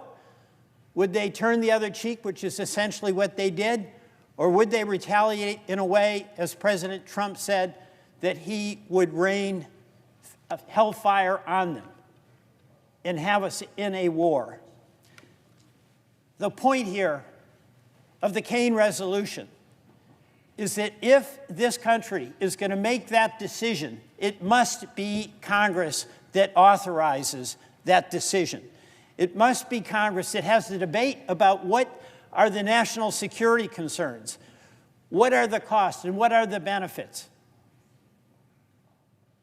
We can't simply bypass that and continue to abdicate our responsibility and congressional authority and duty. And that's why this resolution is so important. Now, this question of how do we get here? You know, wars oftentimes happen not by design. You stumble into it.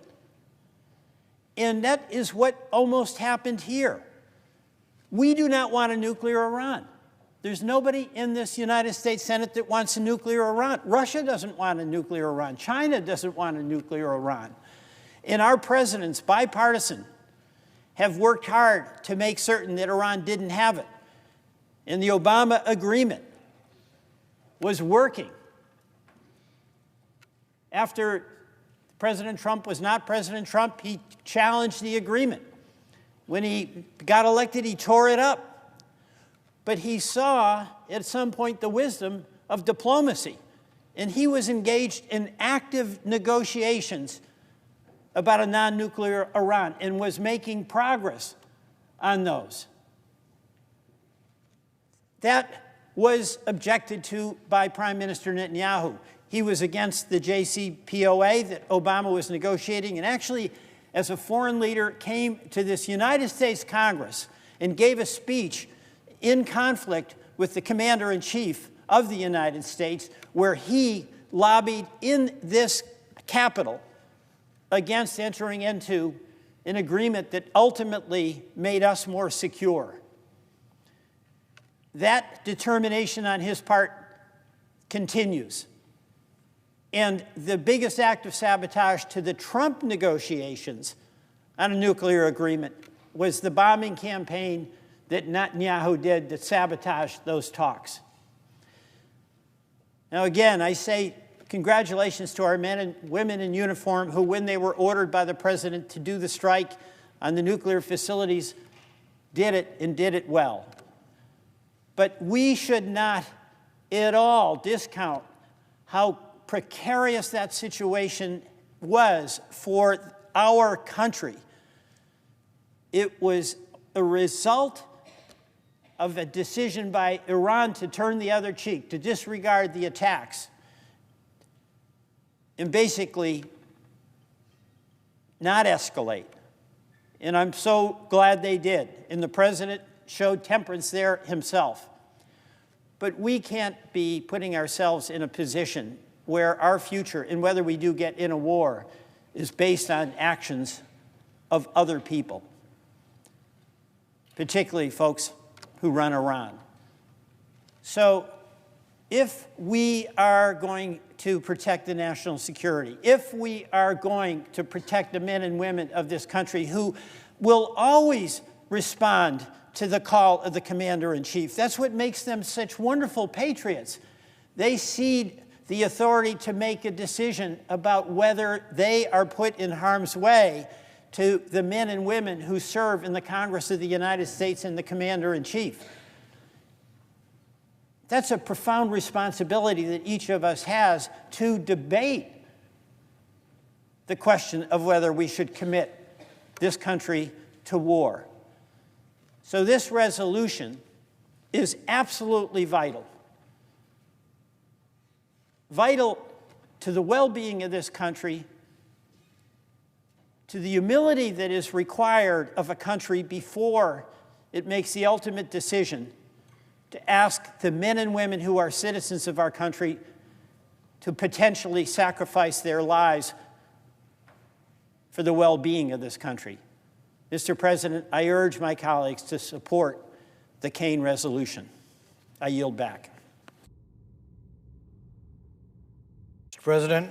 Senator from Kentucky. The Constitution is clear. Congress, not the President, has the authority to declare war. The founders were unanimous in proclaiming that the power to declare war belonged exclusively to Congress. James Madison, the father of the Constitution, said that the executive branch was the branch most prone to war. Therefore, the Constitution, with studied care, vested that power in the legislature. Madison would further state that in no part of the Constitution is more wisdom to be found than in the clause which confides the question of war and peace to the legislature and not to the executive branch. Hamilton, who didn't always agree with Madison or Jefferson, wrote that the legislature can alone declare war, can alone transfer the nation from a state of peace to a state of war, and if the legislature has a right to make war on one hand, it is on the other hand the duty of the executive to preserve peace till war is declared. Madison and Hamilton had very different visions of executive power, yet they both agreed that it was vitally important to entrust the power to declare war to Congress, not the executive branch. George Washington remarked that the Constitution vests the power of declaring war with Congress. Therefore, no offensive expedition of importance can be undertaken until after they shall have deliberated upon the subject and authorized such a measure. No offensive expedition without congressional approval. St. George Tucker, a Revolutionary War era law professor, wrote in 1803 of how our Constitution diverged from the English tradition. He wrote, "In England, the right of making war is in the king. With us, the representatives of the people have the right to decide this important question. It is without question that Congress neither deliberated nor authorized the recent offensive military action against Iran. Each of us has taken an oath to uphold the Constitution. Deferring the decision as to when, where, and why the country goes to the war to any president is a dereliction of duty on the part of Congress. To commit America's military to fight wars on behalf of the nation is the most consequential and humbling responsibility that Congress is entrusted with. If we are to ask our young men and women to fight and potentially give their lives, then we in this body can at least muster the courage to debate if American military intervention is warranted. Washington's record of involvement in the greater Middle East is particularly abysmal, with dozens of campaigns costing thousands of American lives and trillions of dollars. Afghanistan, Iraq, Syria, Lebanon, Pakistan, Yemen, Sudan, Somalia, and now Iran, all countries in the region that the U.S. has bombed or is bombing. In each case, the hawks in Washington were adamant that the U.S. military intervention would lead to a glorious future and a great peace. Instead, after tragically losing thousands of lives and trillions of dollars, the U.S. is not in a better strategic position thanks to our interventions. After September 11th, a generation of brave Americans answered the call to serve, many enduring multiple deployments in the region. Some 7,000 U.S. service members paid the ultimate sacrifice in the war on terror. Tens of thousands more carry with them the scars of war, living with missing limbs, shrapnel, nerve damage, brain injuries, burns, scars. Some live with paralysis and are confined to wheelchairs. The mental wounds of war are also present, as we remember the more than 30,000 veterans who have committed suicide since Washington's misguided project to remake the Middle East. While our soldiers carry out their missions with honor, the Washington establishment consistently fails them. In almost all cases, our interventions were counterproductive, making us less safe and less prosperous. As the initial jubilation wears off from those who clamor for war, the regional situation remains precarious, and American service members remain in danger. Many advocates for war, giving voice to their real feelings, have loudly opposed the current ceasefire. Those arguing against a ceasefire give a callous testimony, insensitive to the cruelties of war. Some 40,000 U.S. troops are scattered throughout the Middle East as we speak, some on large established bases, others on isolated outposts. It is impossible to ensure all these locations have adequate air and missile defense capabilities. Our troop presence in the region is therefore a significant liability, allowing Iran and its proxies an opportunity to target Americans, which they otherwise would not have. Yet the Washington foreign policy establishment seems content to allow our service members to serve as sitting ducks. Should American soldiers get wounded or, God forbid, killed in a retaliatory strike, the calls for war emanating from Washington will surely be deafening. History is replete with examples of leaders who, in their hubris, thought they could shape the fate of nations, but were subsequently proven wrong as events ended up controlling them. Our own country sadly experienced this during Vietnam. The needless tragedy of that war, in which 58,000 Americans paid the ultimate sacrifice, led Congress to pass the War Powers Resolution we debate today.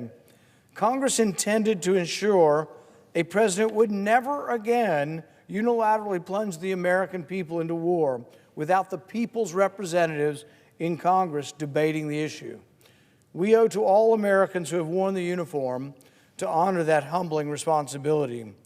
Moreover, despite the tactical success of our strikes, they may end up proving to be a strategic failure. It is unclear if this intervention will fully curtail Iran's nuclear aspirations, or, in fact, whether the Iranians may well conclude to double down on their efforts to obtain a nuclear weapon. At this time, it is unknown. The lesson Tehran and other unsavory regimes around the world may learn is that the only way to deter a strike is to maintain a nuclear deterrent. Pandora's box has been opened, and the consequences remain to be seen. Congress must now focus its efforts on de-escalation and preventing the call for regime change, the consequences of which, if applied to Iran, risk the total destabilization of the Middle East.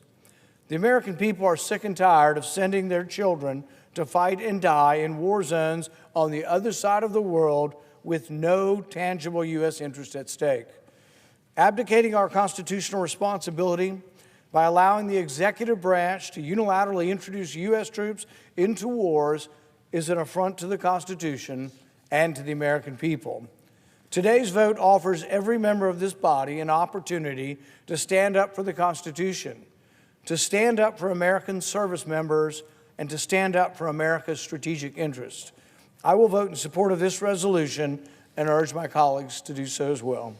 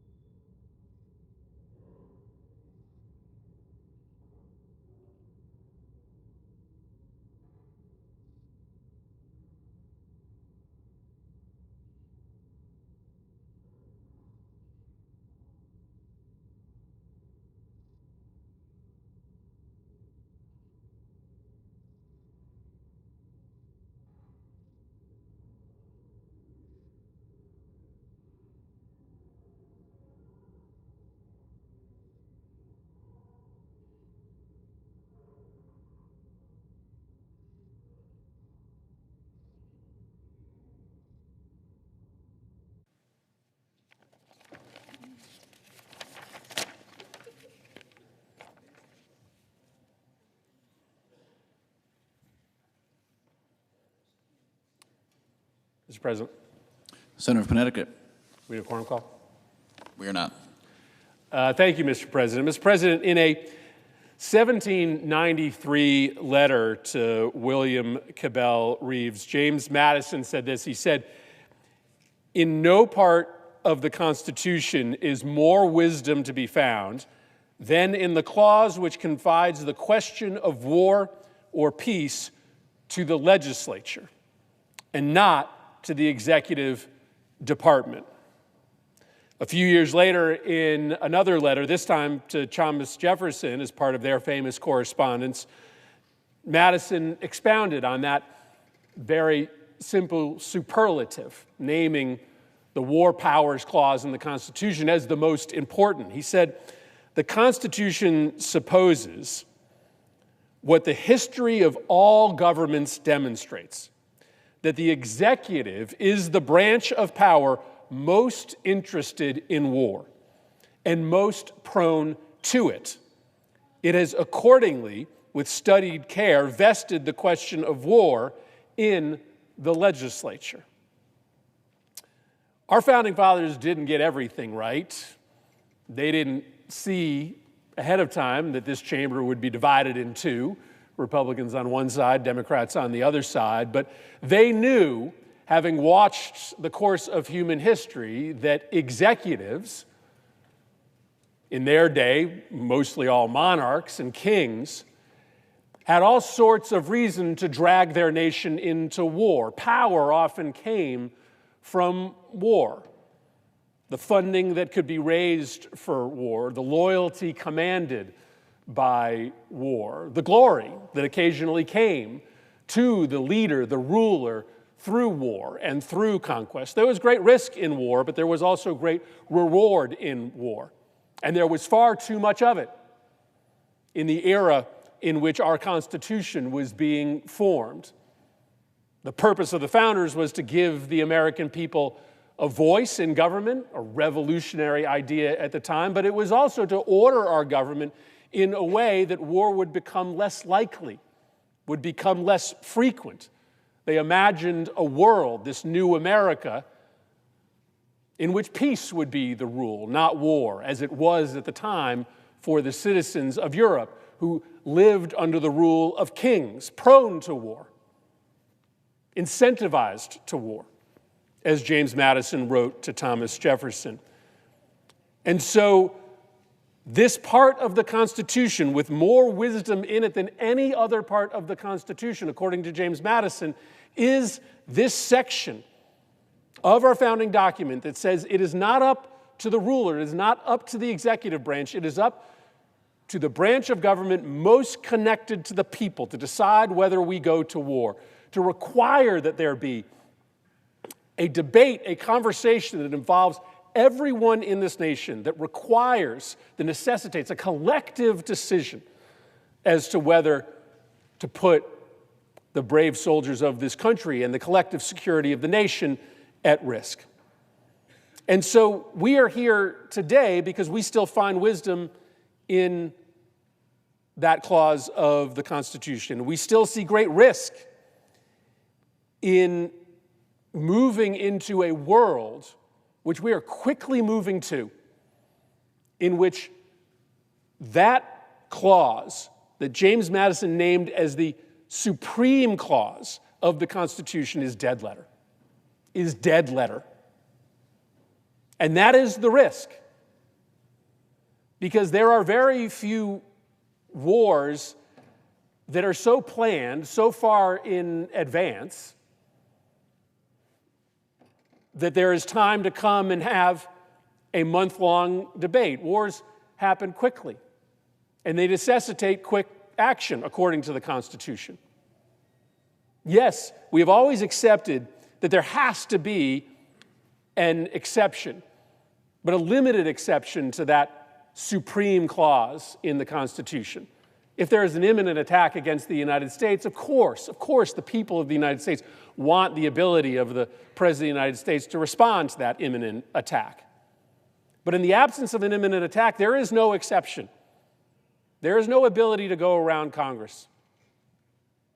And in the case of the hostilities against Iran that the president began last weekend, there was no imminent threat against the United States. There was no army marching on this nation. There was no nuclear bomb that even existed that could be dropped on the United States or our soldiers in the region. And so it is required under the Constitution that the president come to Congress. If the president doesn't need to come to Congress to attack another nation preemptively, preventatively, absent an imminent threat, then that provision of the Constitution is dead letter, period, stop. And the most important piece of this document, according to our most revered founding father, is no longer operational. And if we lurch into a world in which any executive can send us to war without the participation of the American people, then we are in a world that our founding fathers could never have imagined.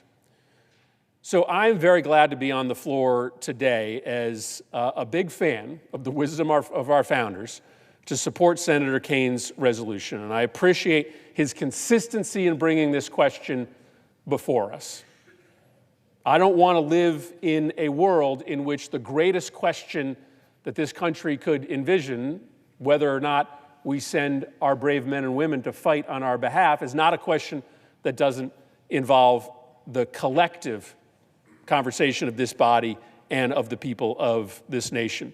So I think it's an important resolution to debate here, and I hope my colleagues will support it. It doesn't really have to do with whether you think there is wisdom in this action or not, whether you think the president was right or wrong. This is an opportunity for us to stand up for our responsibility under the Constitution to be a co-equal branch in setting foreign policy. I have my thoughts on the wisdom of this action.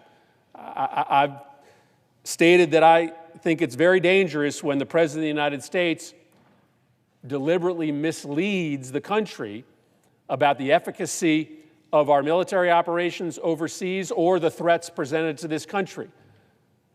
It's unforgivable any time a president doesn't tell the truth, but it is especially unforgivable when the president doesn't tell the truth about national security intelligence. I know my colleagues here come to different conclusions, but if the reporting is correct that Iran, even after these strikes, still has centrifuges and still has enriched uranium and still has scientists who know how to put those things together, then it just is not true that the program has been obliterated. That is a program that can be reconstituted in a relatively short amount of time because, of course, knowledge is not able to be destroyed by bombs. The only way that you are going to make this country and this world safe from Iran's nuclear weapons ambitions, and they have them, is diplomacy.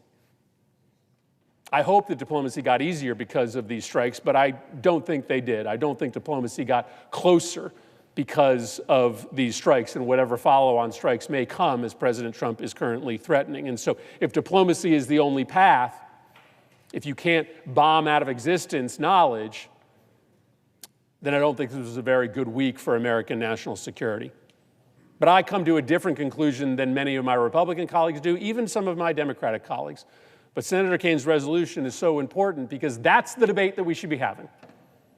That's the argument that we should be having in public. That debate over the wisdom of dropping bombs in a far-off land that could put our troops at risk, that could drag us into a war, that's not a debate that the Founding Fathers thought that should take place behind closed doors at the Department of Defense, at the CIA, in the White House. That's actually the debate that they thought that this body should have, the United States Senate, that the House of Representatives should have.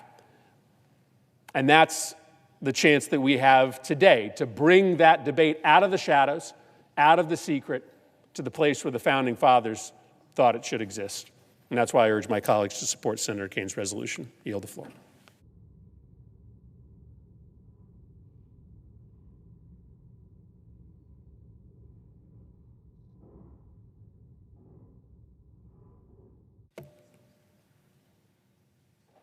Mr. President.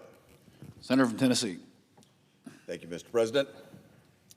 President Trump's actions to address Iran's nuclear weapons program last weekend didn't start a war. They ended a war. And so I rise today to support President Trump's wisdom and leadership in decisively countering Iran's nuclear threat, and therefore to oppose this ill-conceived joint resolution. As a United States Senator and former ambassador to Japan, I understand and respect the role that Congress plays in matters of war and peace. But I cannot, and I will not, support a resolution that removes the ability of the President of the United States to act decisively in defense of national interest, our allies, and our armed forces. This resolution, if passed, would send a dangerous message, not just to Iran's terrorist-sponsoring regime, but also to every adversary who's seeking to exploit our domestic debates and internal divisions.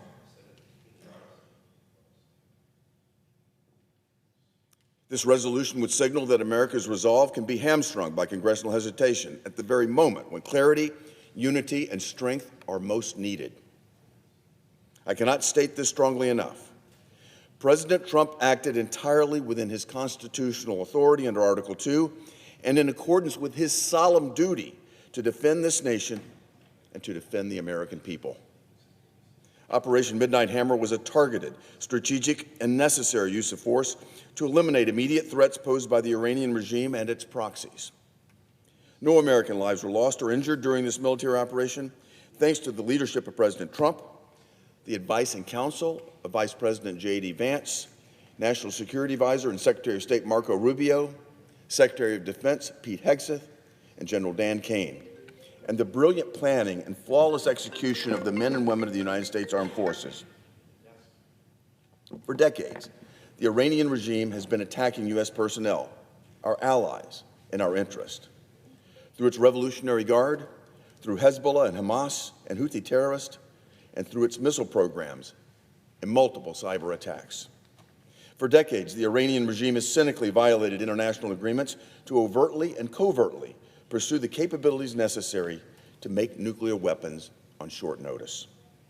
The idea that the President, in the face of escalating threats, can only sit idly by until Congress can hold hearings and schedule votes is not just naive, it's reckless. This War Powers Resolution ignores the reality of modern warfare, and it would constrain the Commander-in-Chief at the precise moment when decisiveness is most critical. It elevates process over common sense policy and political optics over operational necessity.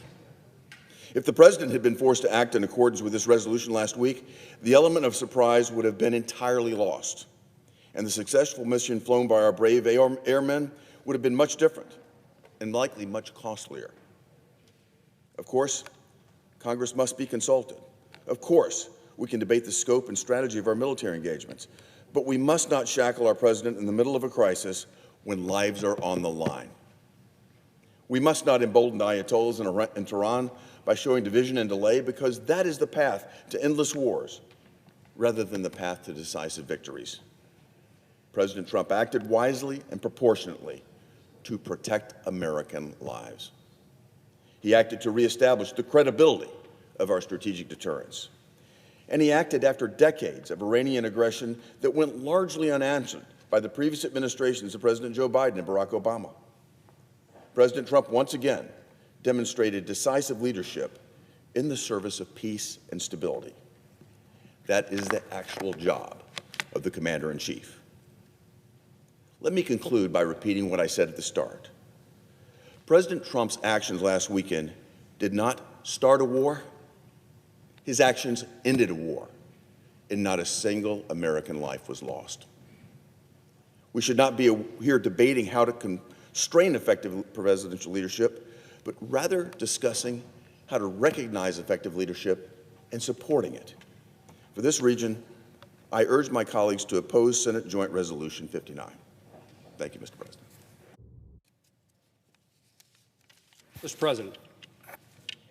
Mr. President, thank you. The most significant responsibility and heavy burden the President has is the determination of when to engage the armed forces of our nation. Such decisions can both cost and save lives. This past Saturday, President Trump directed our military to respond to a growing threat that Iran could weaponize nuclear material and deliver a nuclear weapon. With escalating tensions between our ally Israel and our adversary Iran, the President made the decision to deter and delay the capabilities Iran has to deliver a nuclear weapon. What we know to date is from our intelligence sources that the President's actions were significant and successful. The United States Constitution splits the responsibility of the use of military force between legislative and executive branches. Having received a classified and thorough briefing from our military, intelligence, and diplomatic officials, I conclude that the President acted within his constitutional authorities. I welcome the return to a stricter constitutional balance of power between the branches of government. Under the circumstances of the recent actions of the President and the timing of the offering of the resolution now before the Senate, we should not adopt the resolution, which states in part, Congress hereby directs the President to terminate the use of United States armed forces for hostilities against the Islamic Republic of Iran, unless explicitly authorized by a declaration of war. With the continuing threat from Iran against Israel, the dangers to American military men and women in the region, and because of the potential for terrorist acts upon U.S. interests within and without our borders, I believe the President has the constitutional authority and responsibility to defend the United States and its interests against imminent threats. I appreciate the President's decisive action and express gratitude and respect for the men and women of the military who carried out his orders, and I support the President in his efforts to find a peaceful resolution to hostilities in the region. Mr. President, I yield the floor.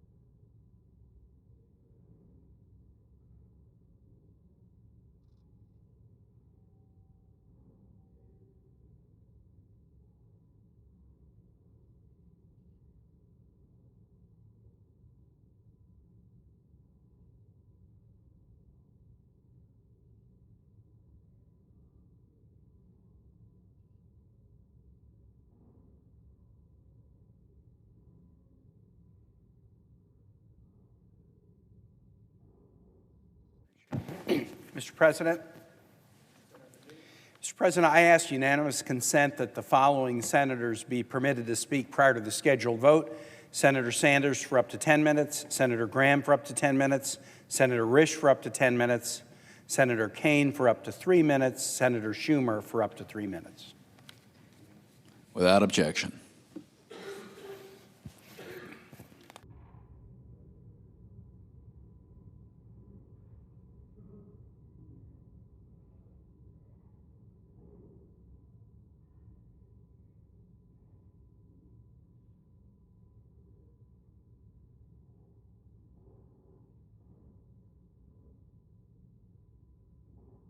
Mr. President.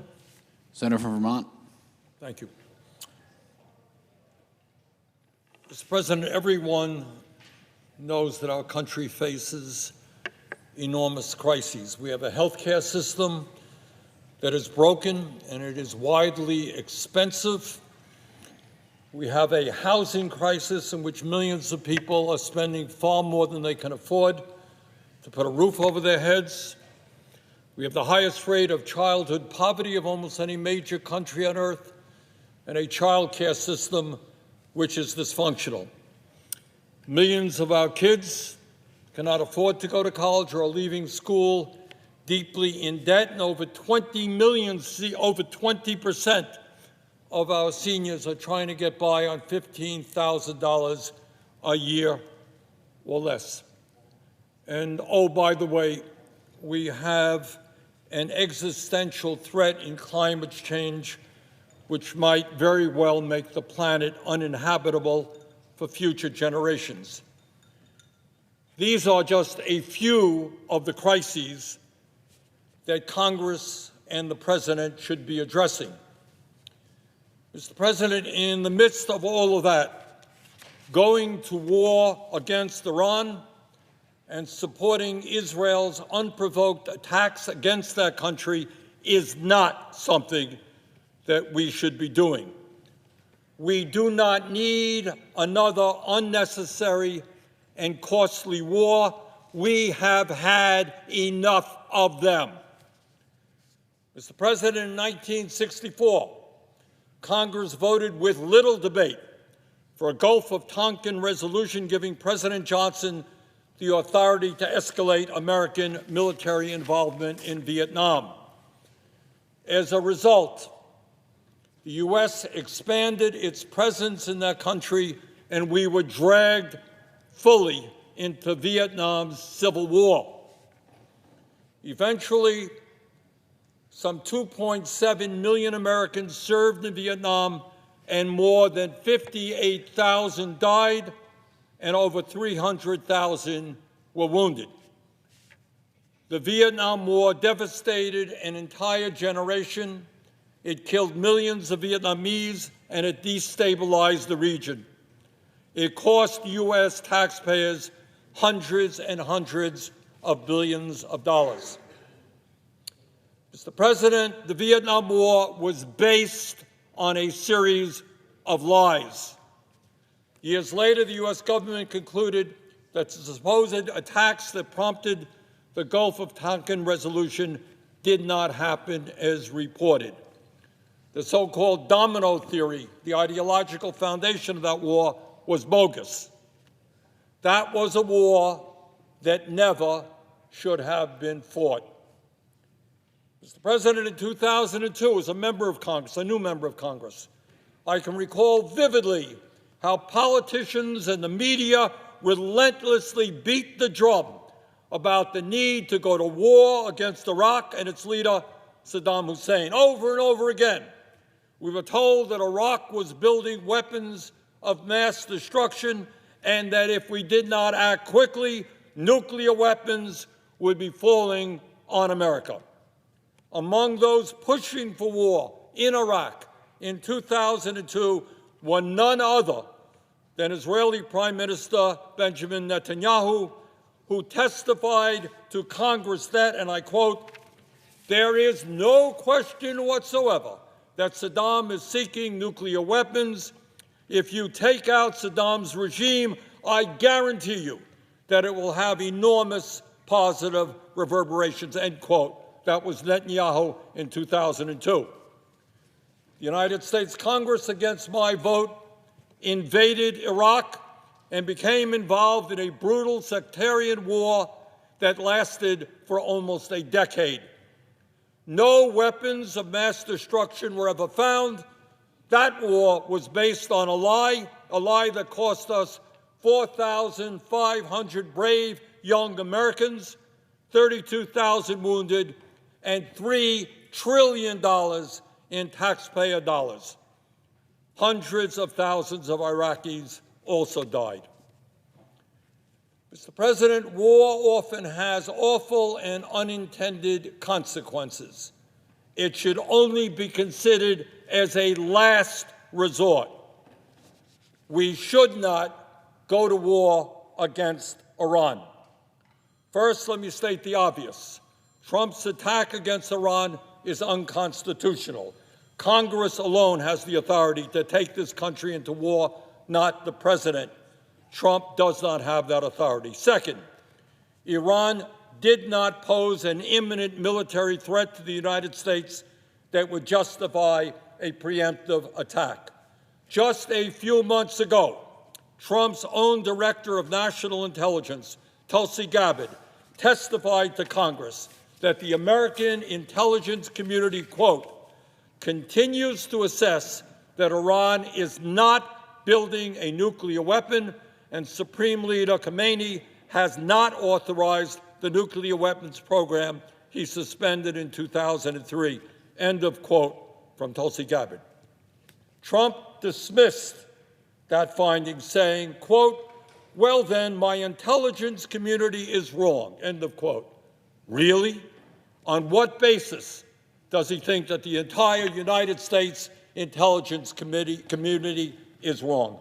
Third, diplomacy offers a better path to durably address Iran's nuclear activities than a military attack.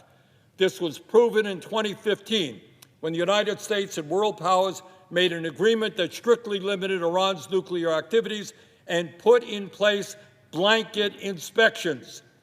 That agreement was working, but Trump pulled out of that deal in 2018 and Iran restarted its activities. To his credit, Trump returned to diplomacy this year, and U.S. officials held 5 rounds of talks with Iran to address this issue. A 6th round of talks was scheduled for June 15th, but Israel derailed those talks with its surprise attack and in the process assassinated the Iranian official overseeing those negotiations. Fourth, Benjamin Netanyahu should not be dictating U.S. foreign and military policy. Trump's attack on Iran would not have occurred if Israel had not launched an illegal, unprovoked surprise attack on Iran on June 13th, sabotaging U.S. diplomatic efforts. If the people of Israel support Netanyahu's decision to start a war with Iran, that is their business, that is their war. The United States should not be part of it. Fifth, the United States should not be allied with the Netanyahu government in any military effort.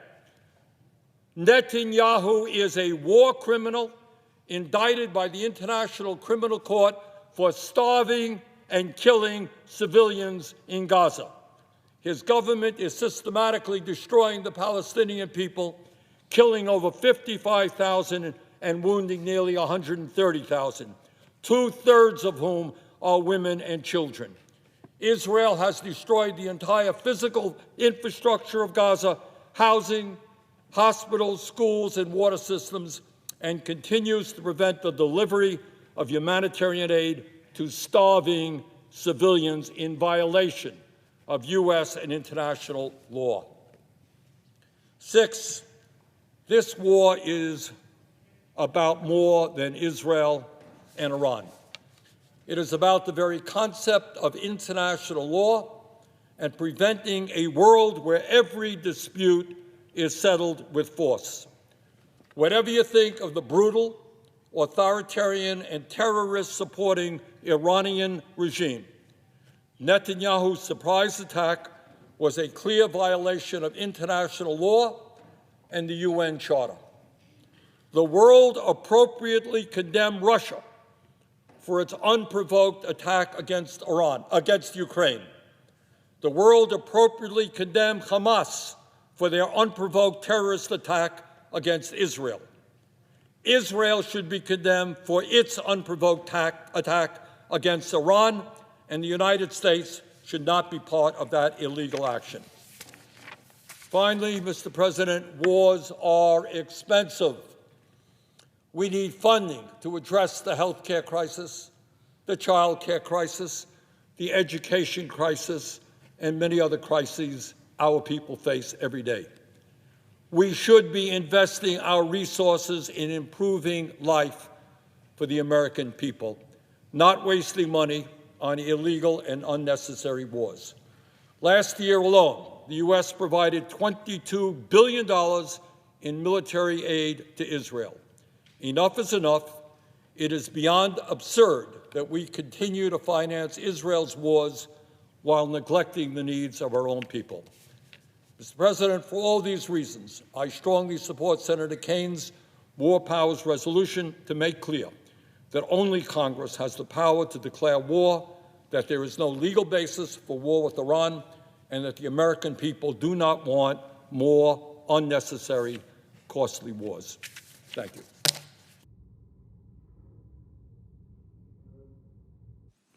Senator from South Carolina.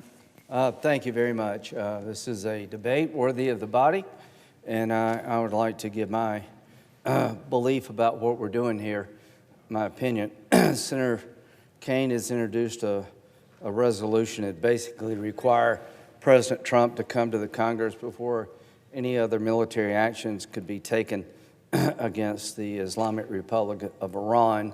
I think that would be a disaster for the country. You can only have one commander-in-chief, not 535. Mr. President, you've been in it. You've been right close into the face of the enemy, and you probably above all others know what warfare is like dealing with radical Islam, and applaud your service as a Navy SEAL.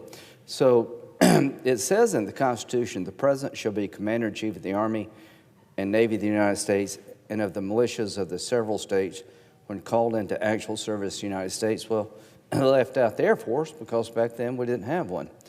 Since the founding of this country, it's been understood that the Commander-in-Chief can act as the Commander-in-Chief to protect our nation from threats, that he is in charge of the military. He sits atop of he's the civilian in charge of the military, and it's his decision to use military force. It's Congress's decision to declare war. How many times do you think, Mr. President, we've declared war since the founding of our nation? I'll give you the answer. 5. Just think about all the military conflicts that have existed in the history of our country, and we've only declared war 5 times. The War of 1812, the Mexican-American War, Spanish-American War against Spain, World War I and World War II. So to my colleagues, if Congress has only declared war 5 times, does that mean all of these other military operations are illegal? No. That's ridiculous. Because we have the power to declare war, and us, the Congress only, doesn't mean the Commander-in-Chief can't be the Commander-in-Chief. This country cannot be put in a legal state of war unless the Congress decides to do that. But to suggest that means the Commander-in-Chief can't do anything without our approval makes all of us Commander-in-Chiefs. Do you think they had that in mind? Do you think they really meant for the Congress to be the Commander-in-Chief, not the Commander-in-Chief? The logic of this is as follows. Because we have the ability to declare war, therefore, the President can't act unless we agree. You've taken his power to be Commander-in-Chief away. The War Powers Act of 1973, referenced by Senator Sanders, is not worth, in my view, the paper it's written on. It was an effort by the Congress back then to limit President Nixon's involvement in the Vietnam War. The way you do that constitutionally is that Congress has the power of the purse. If we don't like what a president is doing in terms of military engagement, we can stop the funding for that engagement. But just think the chaos that would ensue in this country, that if there were not one commander-in-chief, but 535, and we had to sit down and talk among ourselves and debate as to whether or not we should go forward with the military operation in question. That would paralyze this country. And this leak of the Defense Intelligence Assessment tells you exactly what would happen if they brought this problem over to us to solve. So it's been clear to me that only 5 times in the history of the country have we declared war, and we've had hundreds of military operations that the founders never envisioned. The ability to declare war means the President of the United States, as Commander-in-Chief, cannot act unless we agree, because that makes us the Commander-in-Chief, and that's not what they were trying to do. They were trying to make sure the country could not go into a legal situation involving war without the body as a whole making that decision. But when it comes to how to use the military, when to use the military, we have a single person who does that. That's the Commander-in-Chief, and that person can be limited by Congress's ability to cut off funding for military operations they don't approve of. So the War Powers Act, I think from its very founding, was unconstitutional. But this is a case study of the chaos that would be created if we accepted their version, the proponents' version of this. That President Trump would have to come to the Congress as a whole before he decided to strike the next nuclear facility that maybe we don't know about, or there's some imminent threat to our troops in the region. That's just not practical, and that's not what the founders meant. They put a single person in charge of the military, and that was the President of the United States. They made sure that going to war was a group decision. And in this country, we've used that process 5 times in 250 years. So not only did President Trump have the constitutional authority to engage in Operation Midnight Hammer, it was an incredible success. If you look up obliterate in the dictionary, it means to destroy utterly and wipe out. These 3 facilities were destroyed utterly and they were wiped out. They were obliterated. Now that doesn't mean that the threat from Iran is over.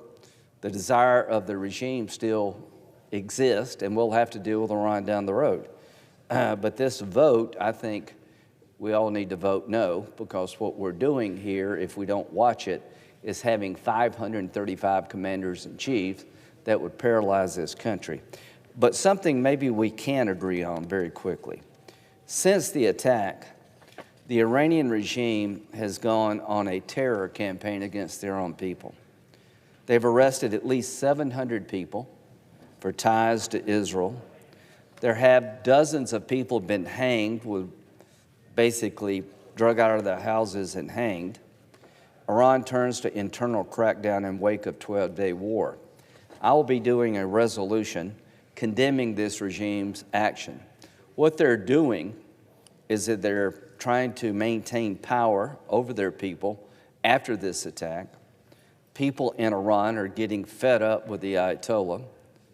Instead of listening to the people and changing the behavior of the regime is engaged in a terror campaign of extrajudicial killings, imprisonment, and beatings to suppress the people. And I think this body and the civilized world should condemn what's going on in Iran right now. As to negotiations to solve the Iranian nuclear ambitions and to try to get a deal with Iran that we can all live with, count me in for that. But you got to remember, the people you're negotiating with, as you talk to them, are killing their own people to try to keep them in control. And I've got one idea. Before we negotiate with Iran, they need to say one thing. We don't like Israel, we don't agree with Israel, but we recognize the right of the state of Israel to exist. The policy of the Iranian regime is to destroy the state of Israel, purify Islam, and come after us, the infidels. Until they change that policy, nothing's really going to work. So what I want to hear before we sit down and talk to the Ayatollah and his henchmen is that for the first time ever since the founding of the Iranian regime, they recognize Israel's right to exist. Is that too much to ask? Finally, this is the 80th anniversary of the end of World War II. 80 years ago, this past month, the Nazis surrendered, and one of the hallmarks of the Nazi regime was to kill all the Jews. 80 years later, we're having a debate about a regime that wants a nuclear weapon to kill all the Jews, and we're wondering what to do. You know what we should do? We should make sure they can't kill all the Jews. We could make sure that this homicidal maniac, the Ayatollah, who's a religious Nazi, is not allowed to get a nuclear weapon and rain havoc on the region and come after us. It's hard to believe that 80 years later we would be having this debate. What should we do? To my good friend Senator Sanders, your solution will lead to World War III. You will appease evil. And World War II happened because people like Senator Sanders did not stand up to Hitler. They did not choose wisely. They did not stop him when they could. And that's exactly what's going on now.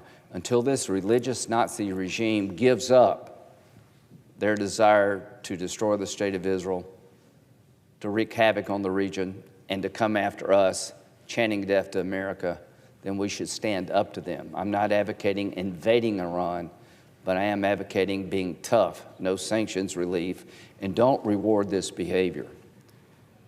Vote no to Senator Kane's proposal.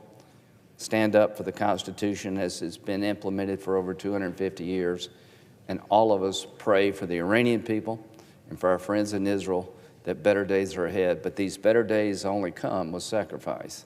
And as I speak, people in Iran are sacrificing because they just want to live free. I yield. When is it, my up?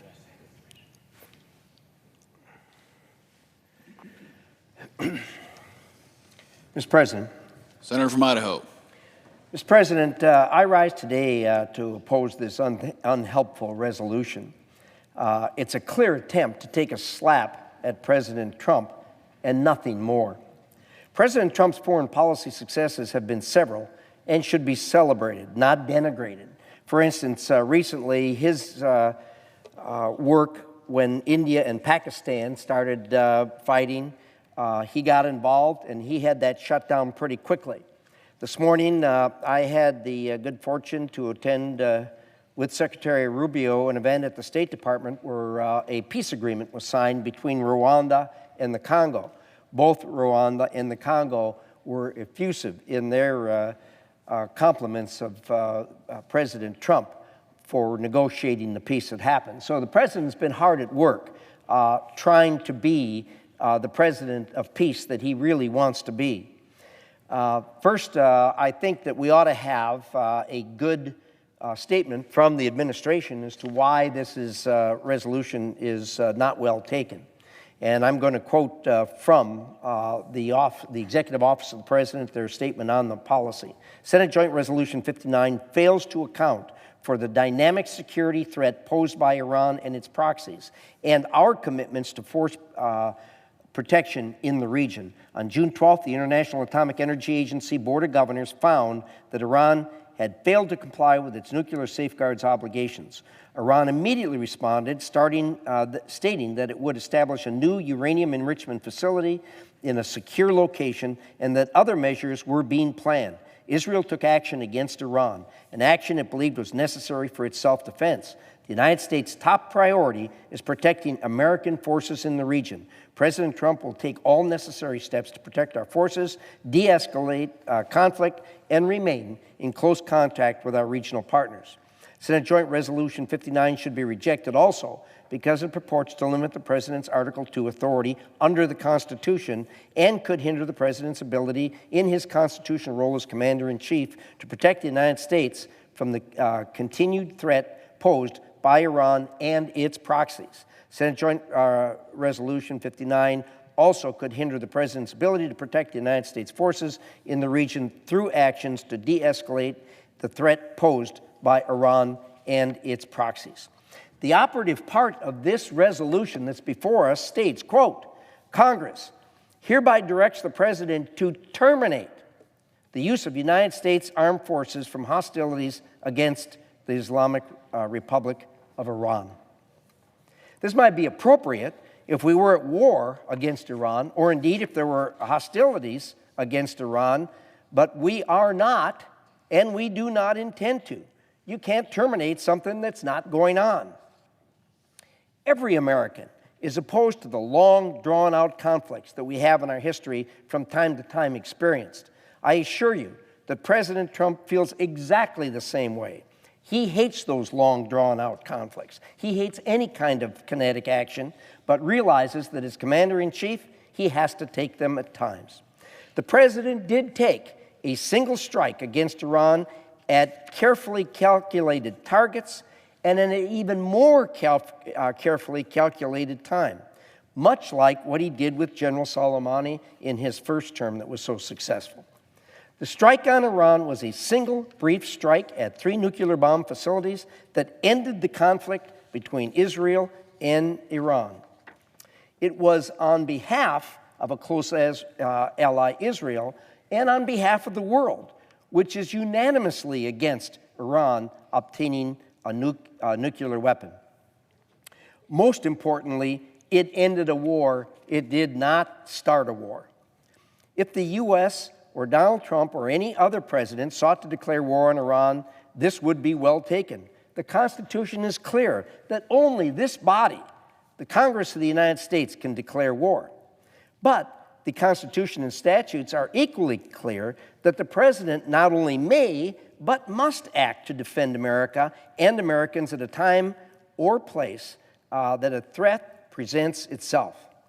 Congress has also spoken on the power of the president in the War Powers Act. Now, we've heard a lot on the floor today about how important the Founding Fathers thought declaration of war was. They were absolutely right. It is just as right today as it was then. There's a lot of difference between then and now.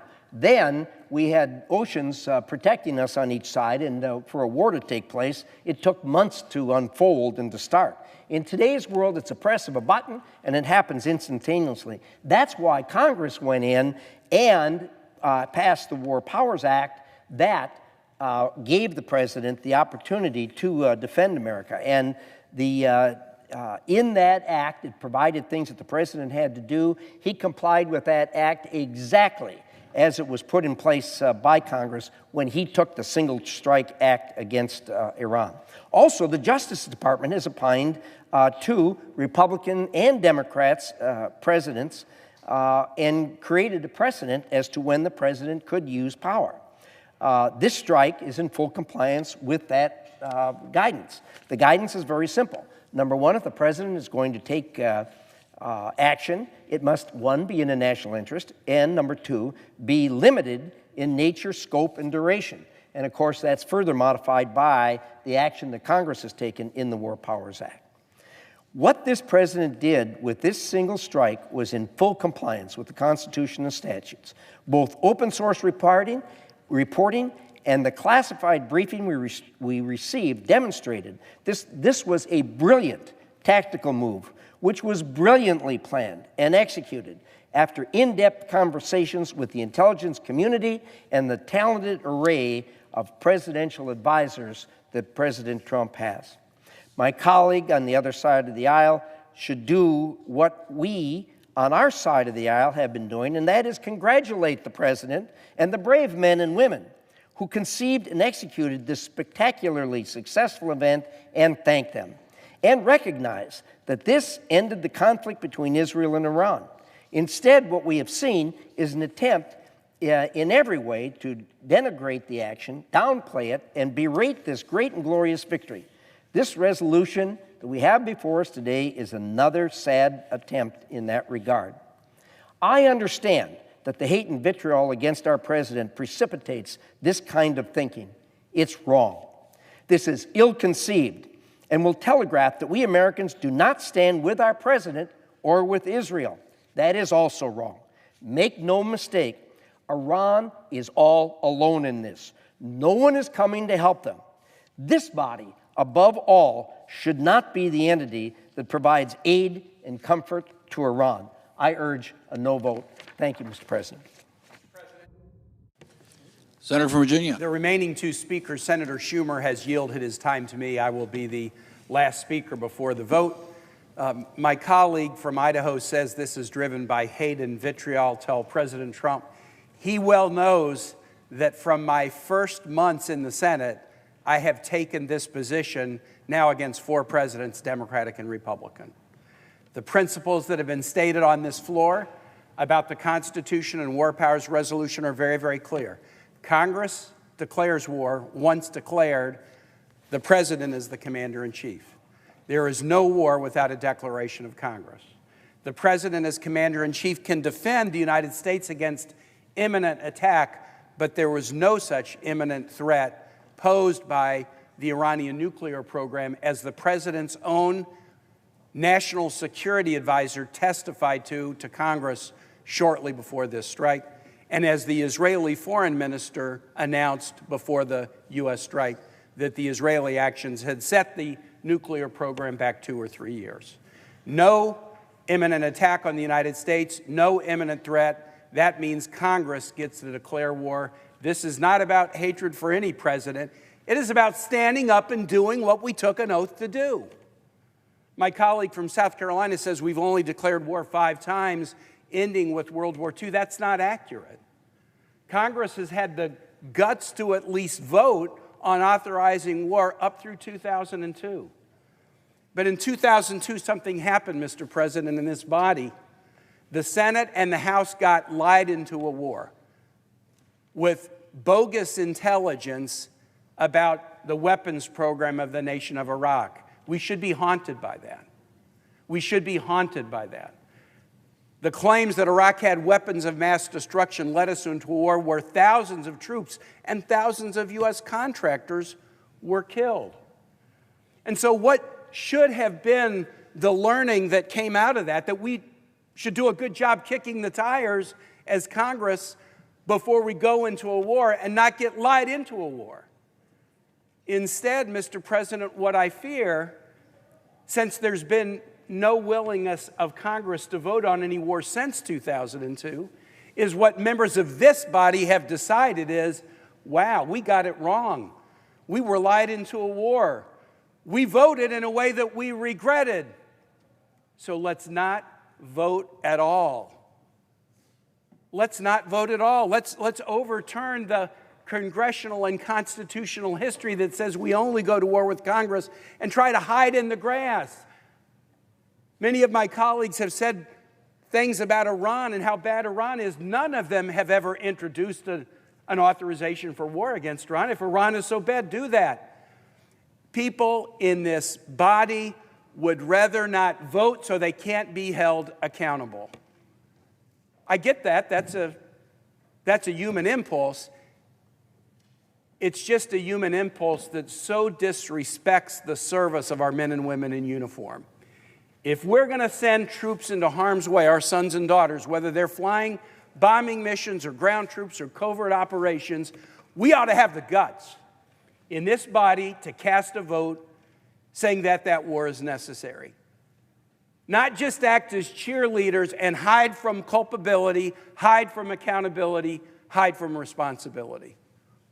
If you vote against Senate Joint Resolution 59, what you are saying is this president should be able to wage war without coming to Congress. If you think the president should have to come to Congress, whether you're for or against a war in Iran, you'll support Senate Joint Resolution 59. You'll support the Constitution that has stood the test of time. You'll support your oath. I urge a positive vote on the resolution, and I yield back. Question occurs on the motion to discharge S.J. Res. 59. I'd ask for the yeas and nays. Is there a sufficient second? There appears to be. Clerk will call the roll. Ms. Alsobrooks, Ms. Baldwin, Mr. Banks, Mr. Barrasso. No.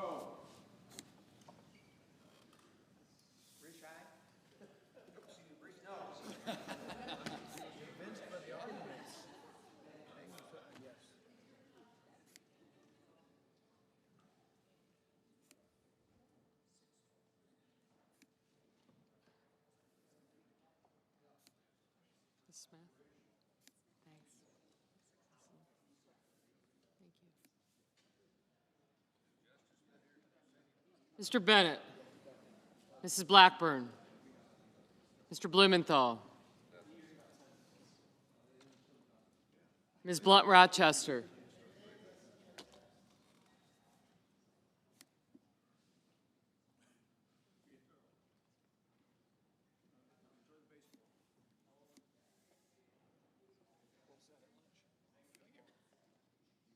Mr. Booker, Mr. Bozeman, Mrs. Britt, Mr. Budd, Ms. Cantwell, Mrs. Capito, Mr. Cassidy, Ms. Collins, Mr. Coons, Mr. Cornyn, Ms. Cortez Masto, Mr. Cotton, Mr. Kramer, Mr. Crapo, Mr. Cruz, Mr. Curtis, Mr. Daines, Ms. Duckworth, Mr. Durbin,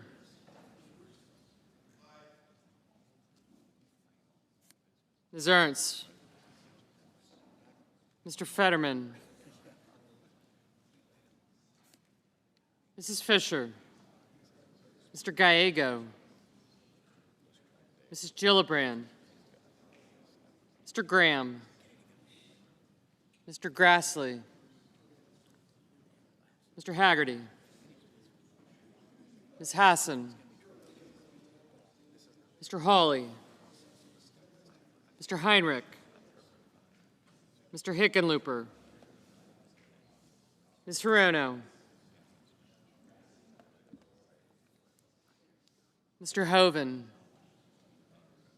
Mr. Husted, Mrs. Hyde-Smith, Mr. Johnson, Mr. Justice, Mr. Kane, Mr. Kelly, Mr. Kennedy, Mr. Kim,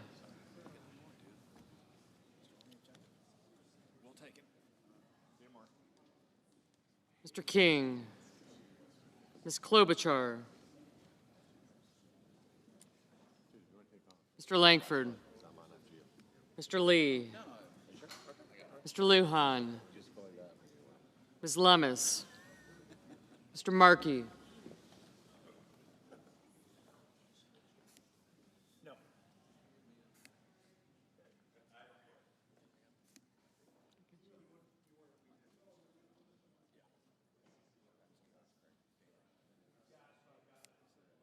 Mr. Marshall, Mr. McConnell, Mr. McCormick, Mr. Merkley,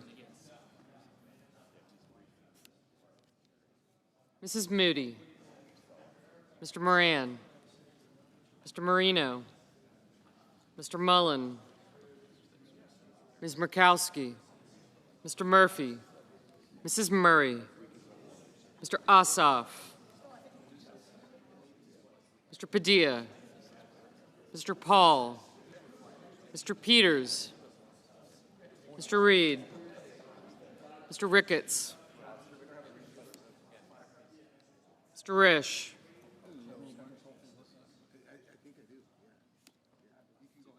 Ms. Rosen, Mr. Rounds, Mr. Sanders,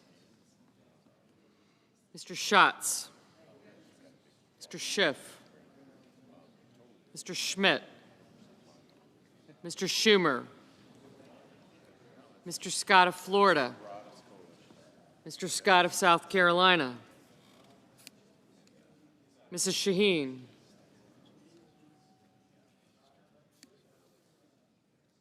Mr. Sheehy, Ms. Slotkin, Ms. Smith, Mr. Sullivan, Mr. Thune, Mr. Tillis, Mr. Tuberville, Mr. Van Hollen, Mr. Warner, Mr. Warnock, Ms. Warren, Mr. Welch, Mr. Whitehouse, Mr. Wicker, Mr. Wyden, Mr. Young. Senators voting in the affirmative: Blunt Rochester, Cantwell, Coons, Durbin, Hassan, Heinrich, Kane, Kim, Murray, Padilla, Paul, Schumer, Smith, and Warner. Senators voting in the negative: Barrasso, Cornyn, Cotton, Kramer, Crapo, Daines, Fetterman, Marino, Mullen, Risch, Sheehy, Tillis, and Tuberville.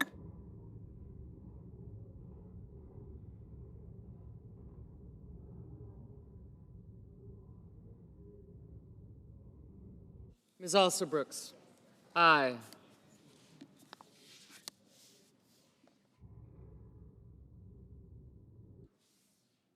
Mr. Merkley, aye.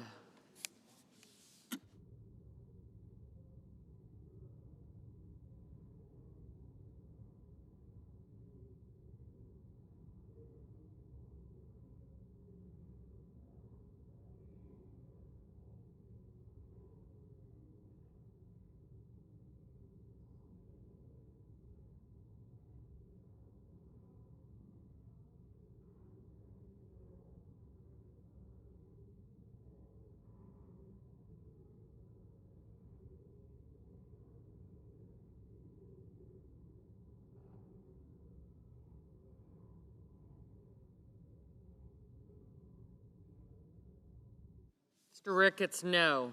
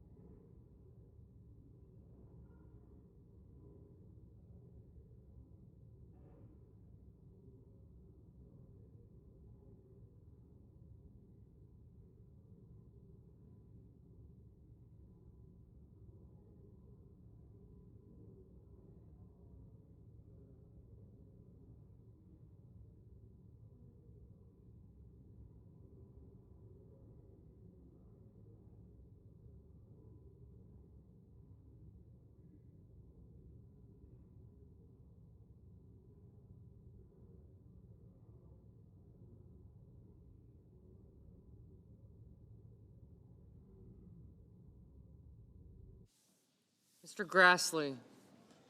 No.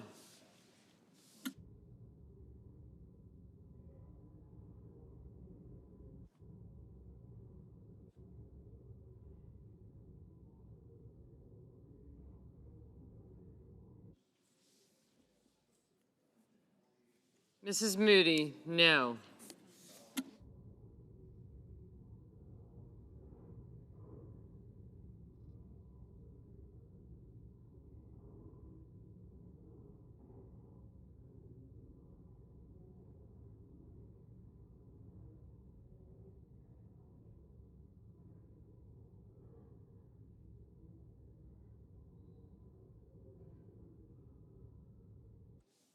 Mrs. Britt? No.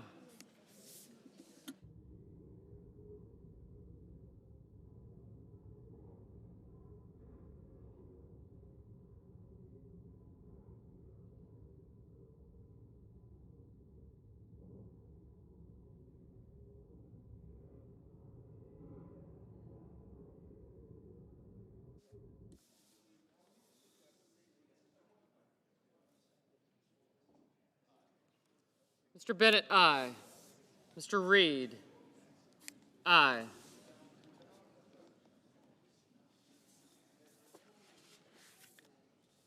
Mr. Marshall, no.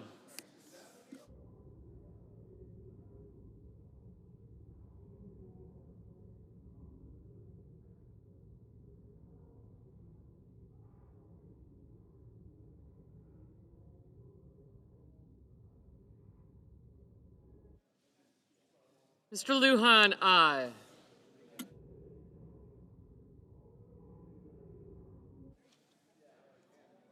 Mrs. Fisher, no. Mr. Lee, no.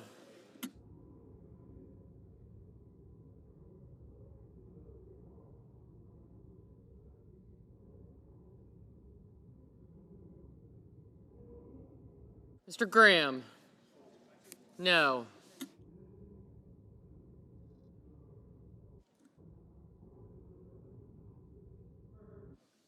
Mr. Murphy, aye. Mr. Wyden? Aye.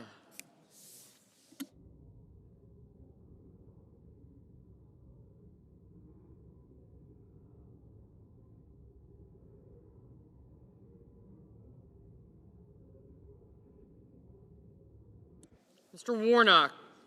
Aye.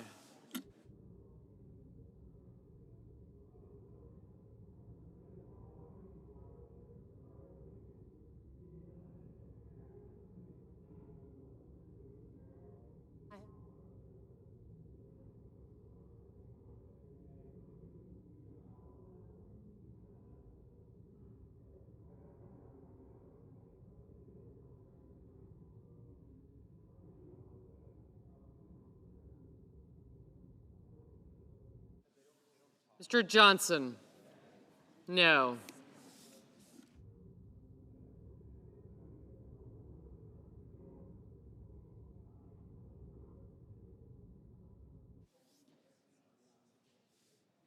Mr. Hawley? No. Ms. Baldwin? Aye. Mrs. Shaheen? Aye. Mr. Whitehouse? Aye.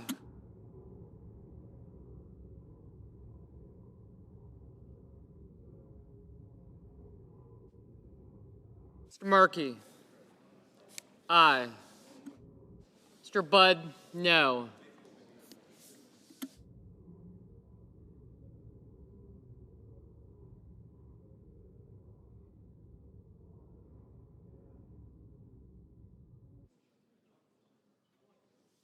Mr. McConnell? No.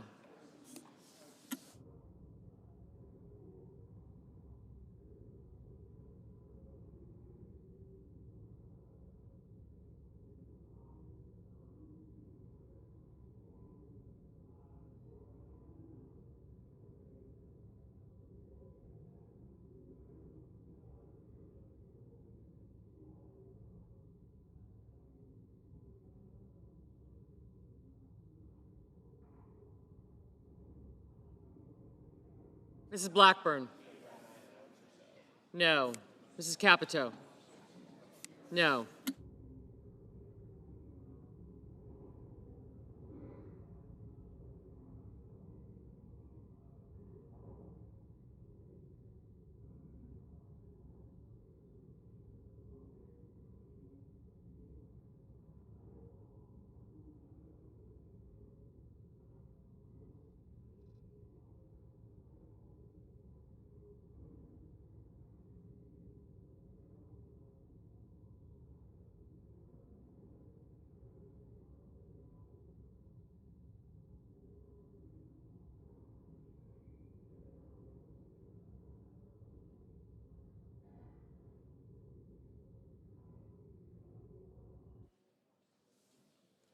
Mr. Langford? No. Ms. Hirono, aye.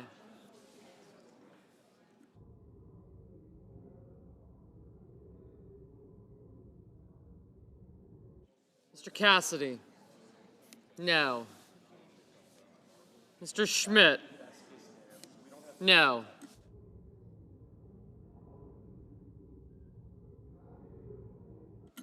Ago, aye.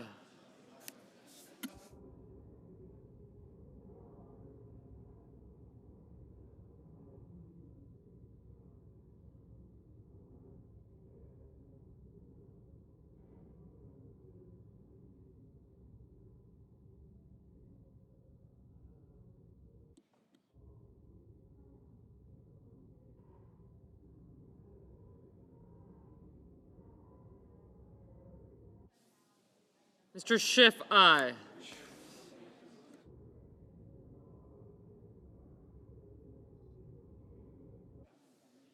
Mr. Schatz, aye.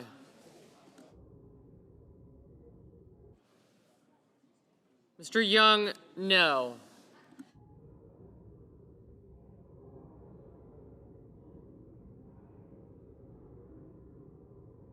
Mr. King, aye. Mr. Sanders, aye.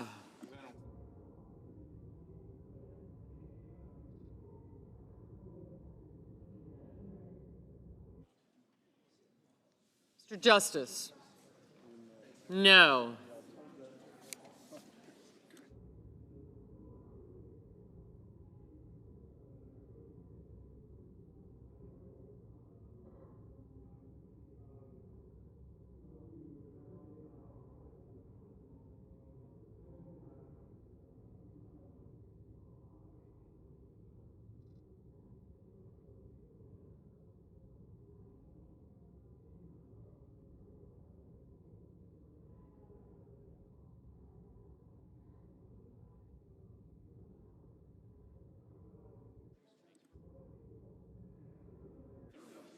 Mr. Haggerty, no.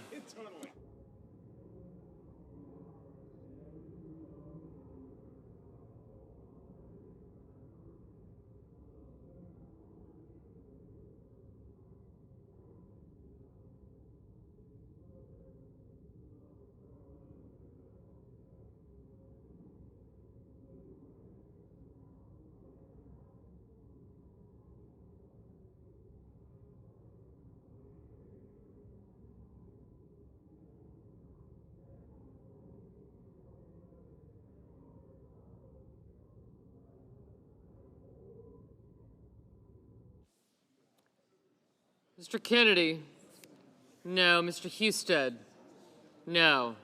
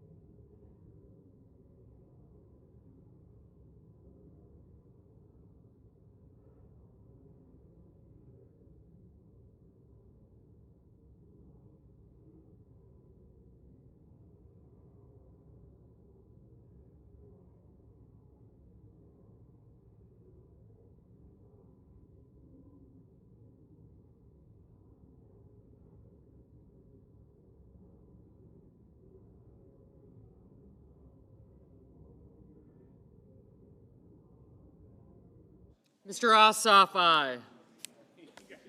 Ms. Rosen, aye.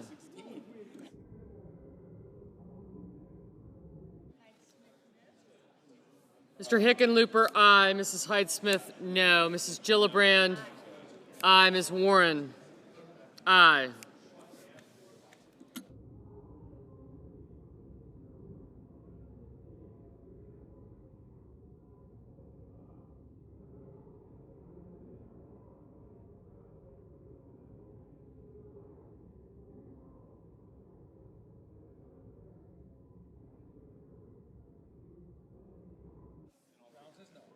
Mr. Rounds, no. Mr. Peters, aye. Mr. Scott of Florida, no.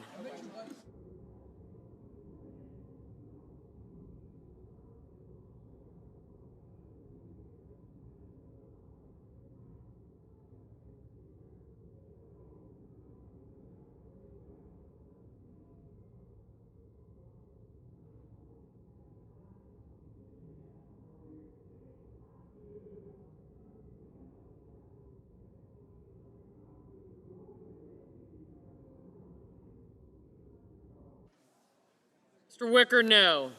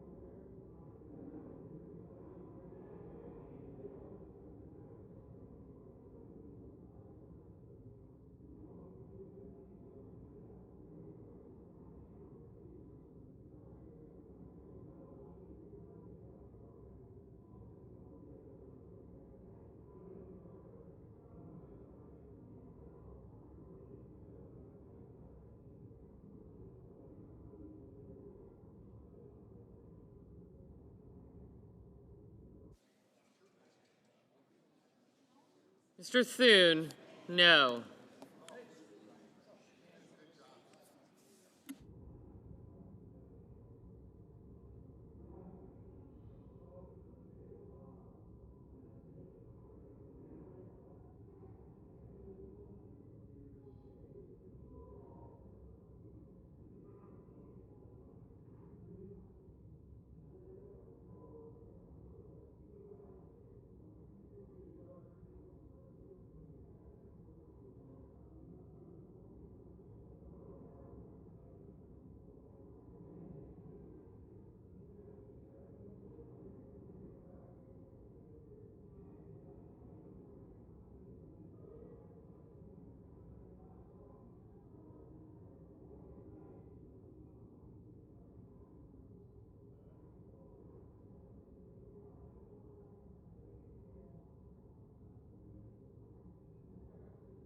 Ms. Duckworth, aye.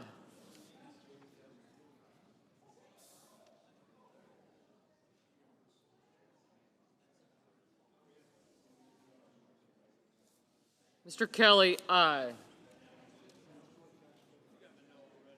Mr. Curtis, no. Ms. Collins, no.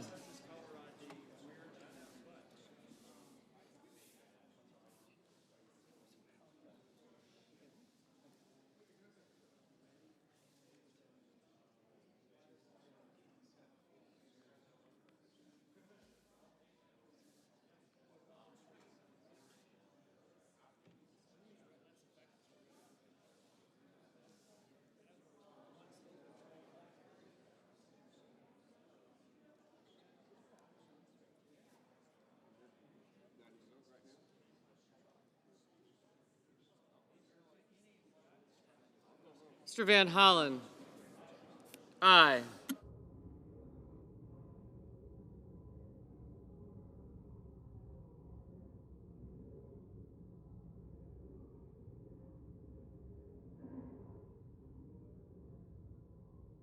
Mr. Moran, no. Mr. Bozeman, no.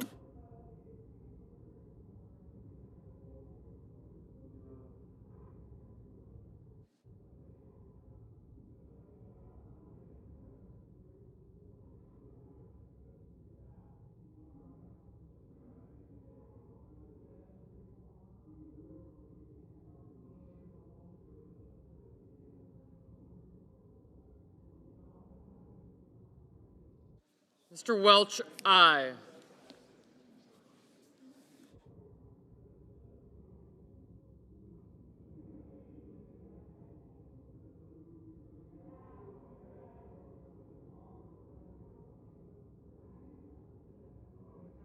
Ms. Cortez Masto, aye. Ms. Ernst, no.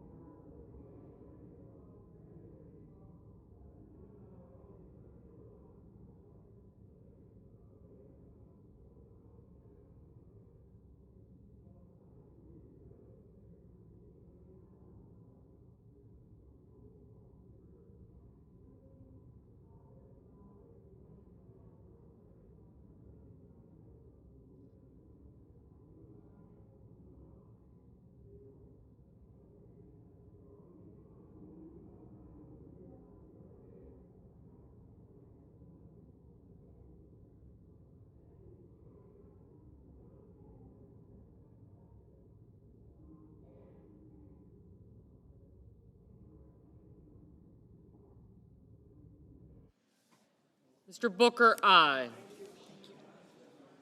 Mr. Banks, no. Mr. Cruz, no.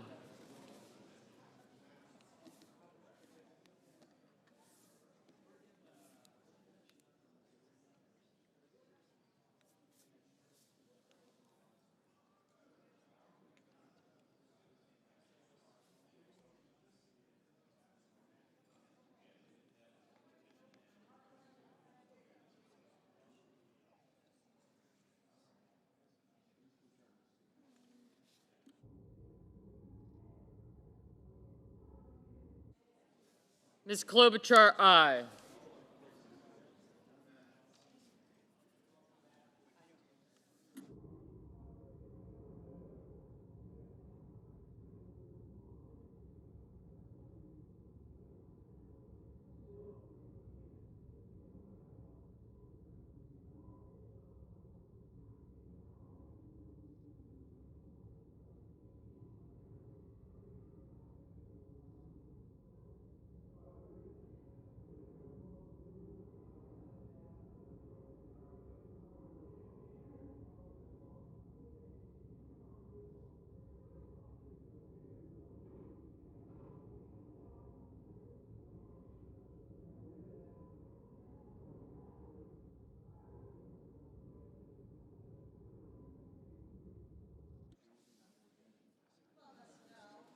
Ms. Lummis, no. Mr. McCormick, no. Ms. Slotkin, aye. Mr. Blumenthal, aye.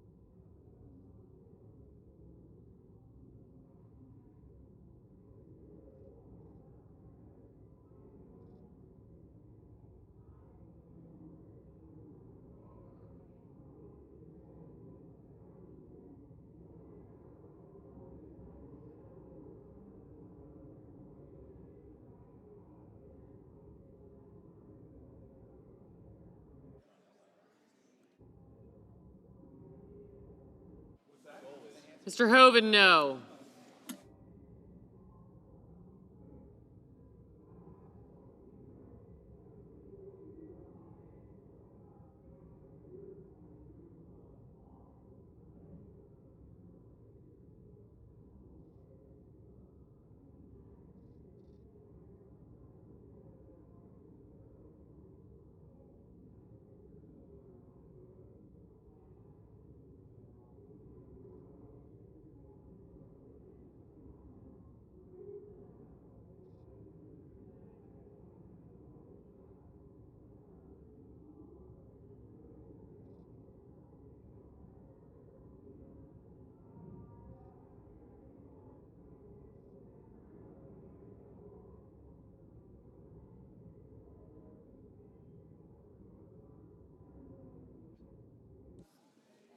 Ms. Murkowski, no. Mr. Sullivan, no.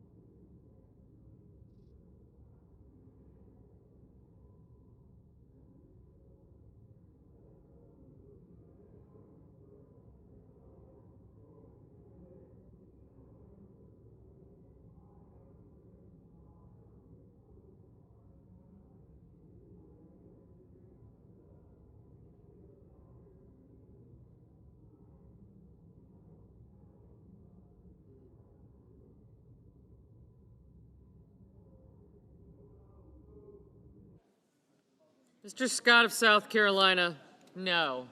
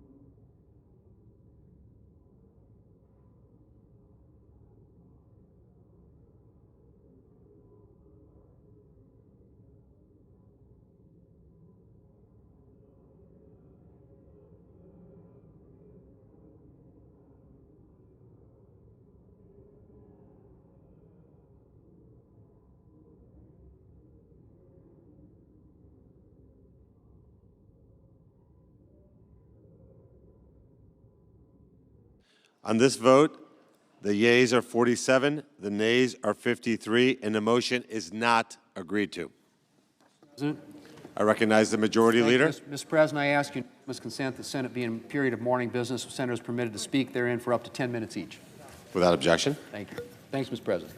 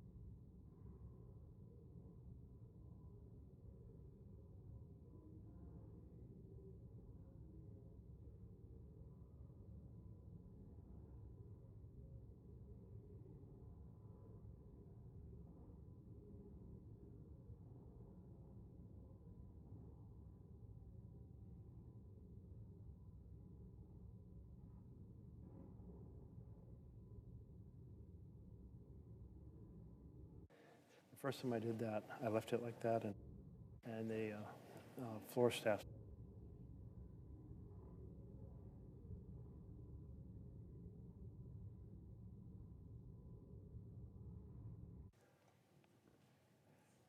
Mr. President, I recognize the senator from Oregon. are we in a quorum call? We are not. Thank you, Mr. President. I've come to the floor to talk about debt and the challenge that confronts us. Over the last few decades, we've seen a lot of sources of red ink. Among them are the war in Afghanistan, the war in Iraq. We saw the first Bush tax bill in 2001, massive red ink. 2003, massive red ink. Trump's tax bill in 2017, an ocean of red ink. I don't think anyone here would argue that these decisions didn't result in significant deficits and significant additions to the debt. And yet there's so much conversation here about fiscal responsibility and let's get this under control. And yet we see time and time again this body vote under Republican leadership for another ocean of red ink, another massive deficit, adding to an already bloated debt that so profoundly compromises the ability of our nation to address issues in the next generation. We're borrowing from the next generation, making it less likely that we can effectively provide the programs, the foundation of healthcare and housing and education and the investment in R&D that produces good paying jobs for the next generation to thrive. That's wrong. It is wrong to proceed to borrow and compromise the next generation in order to give tax breaks to billionaires. Wow. You know, there's purposes for when we do need to borrow, when we're facing a recession, when we're facing a war. But we haven't been in a recession. We haven't been at war, although we clearly had an attack on Iran, and maybe we are at war now, maybe not. We'll see if the ceasefire holds. But we're not in a position yet where we should be proceeding to say this current year we should be creating even more deficits. But the bill before us doesn't create this massive new additional ocean of red ink for the purpose of addressing a war, nor to address a recession, but instead for the lofty purpose of enriching the richest Americans. I must say that driving 16 million people off of health care to give tax breaks to mega millionaires and billionaires may make the mega millionaires and billionaires who are serving in this chamber quite happy. But it doesn't make America better. I must say that leaving 4 million children hungry does devastating impact on their ability to study and learn and thrive in their lives to come, and to do it for tax breaks for billionaires may make my colleagues who are really rich really happy. But it's really wrong.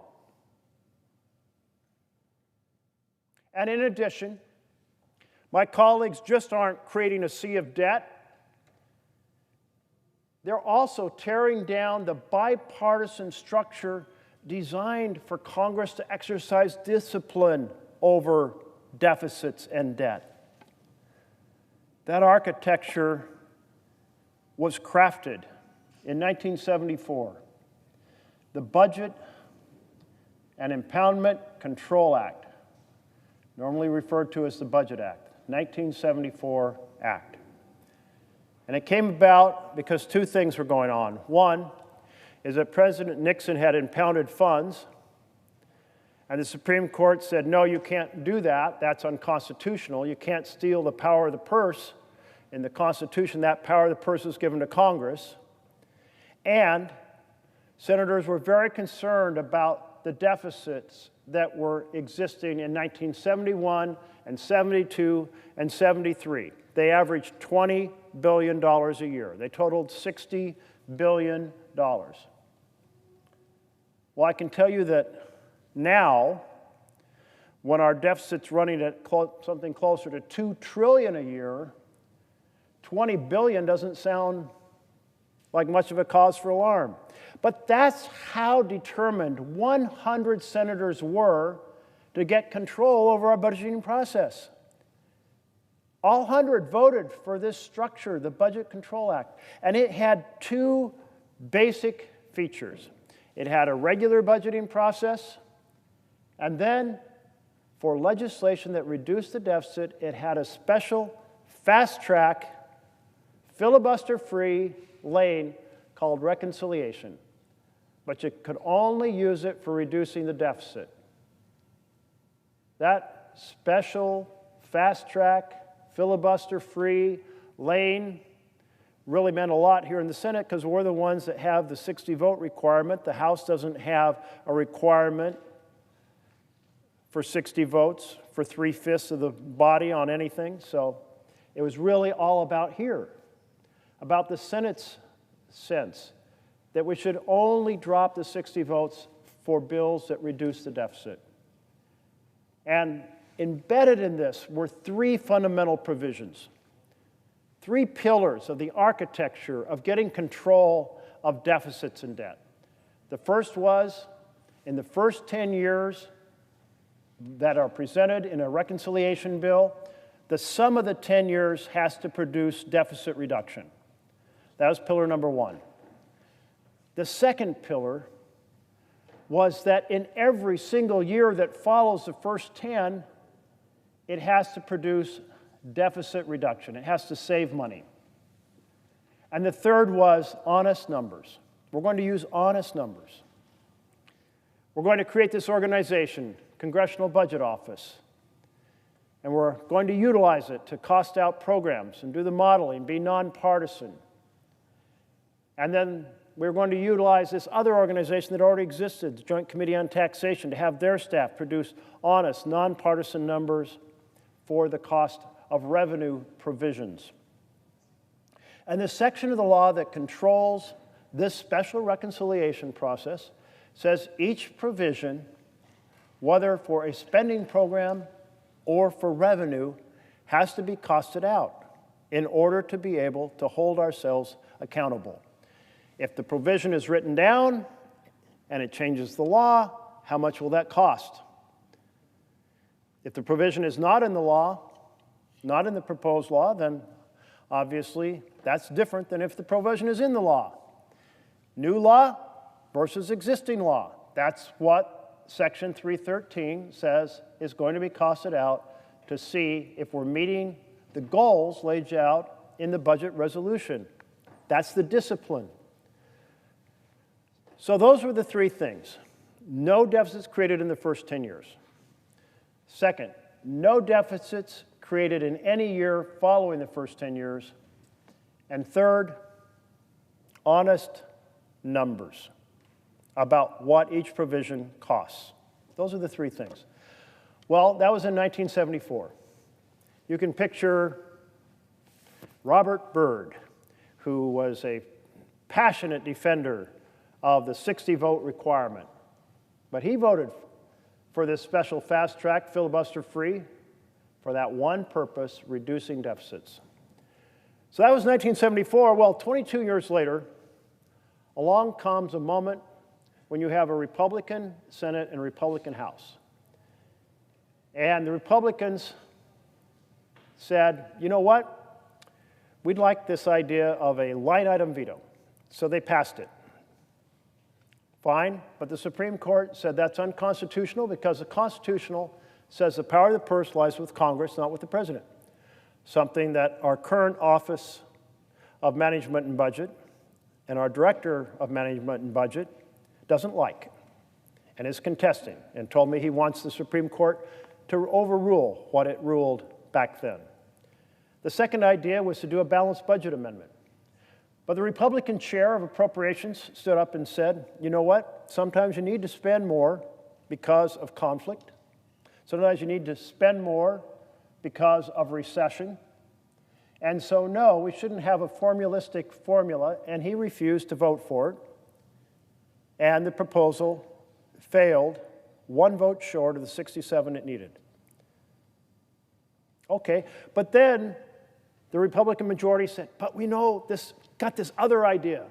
We've got all these really rich and powerful corporations and individuals, and we want to give them a massive, beautiful tax cut and make them even more richer and powerful. And they will love us, and they will keep us in power. What a win-win to give away the treasury to the richest people in this country. But they had a problem. There was no filibuster-free fast track that allowed creating a deficit. So what did they do? They fired the parliamentarian. That's what they did. They brought in a new parliamentarian, a parliamentarian who had actually been on the parliamentarian team back in 1974, a parliamentarian who had then left that parliamentarian team and gone to work for the majority leader, and then came back off the majority leader's staff to rule and say, that deal that was crafted with all 100 senators, we're going to break that deal. We're going to do a nuclear option. We're going to blow it up. And we're going to say that this fast track can be used to create deficits in the first 10 years. So there went Pillar 1. Pillar 2 has survived until now, until this moment. No deficits after the first 10 years. Pillar 3, use honest numbers, has survived until now. Use the CBO numbers. Use the comparison of a provision as described in Section 313 and honestly relay what it costs for a program or for a revenue provision. And I say until now because my colleague, who I love to work with on a number of things, has an idea. And he said, there is a provision, not in the section of the law that exists for reconciliation, but in the section of the law that deals with just the regular budget process that was created in 1974, that gives the budget chair some flexibility to solve technical problems. And I think I can use that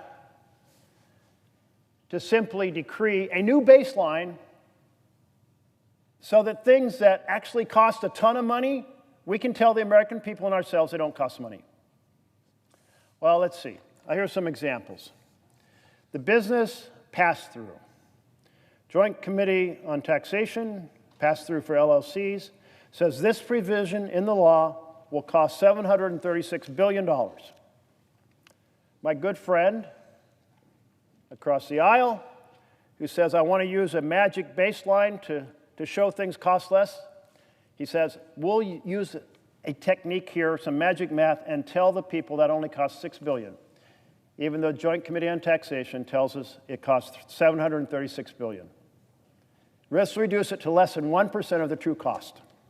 Or let's take another example. There's a provision that extends the estate and gift tax exemptions.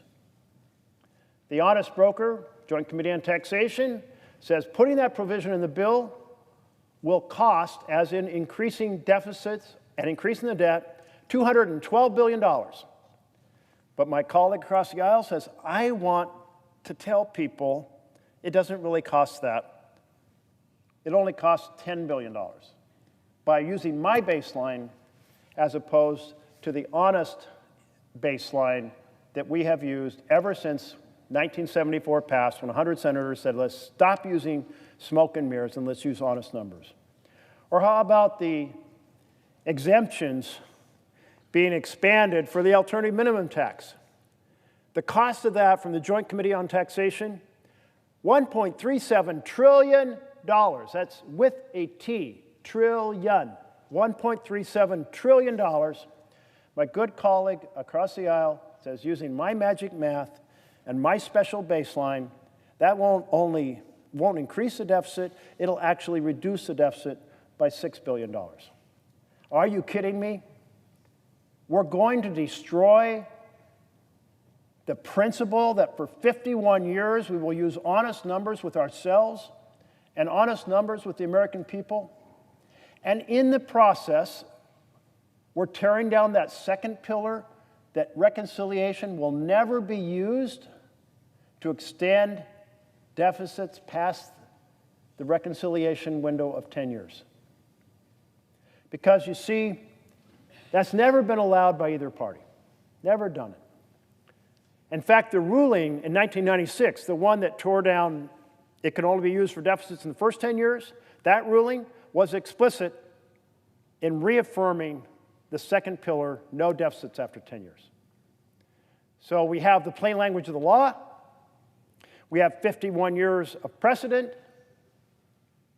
We have the ruling from 1996. But my colleague says, I want to use magic math to pretend this bill doesn't cost what it costs. Well, let's take a closer look at the provision that my colleague, chair of the Budget Committee, is using. It's called Section 312.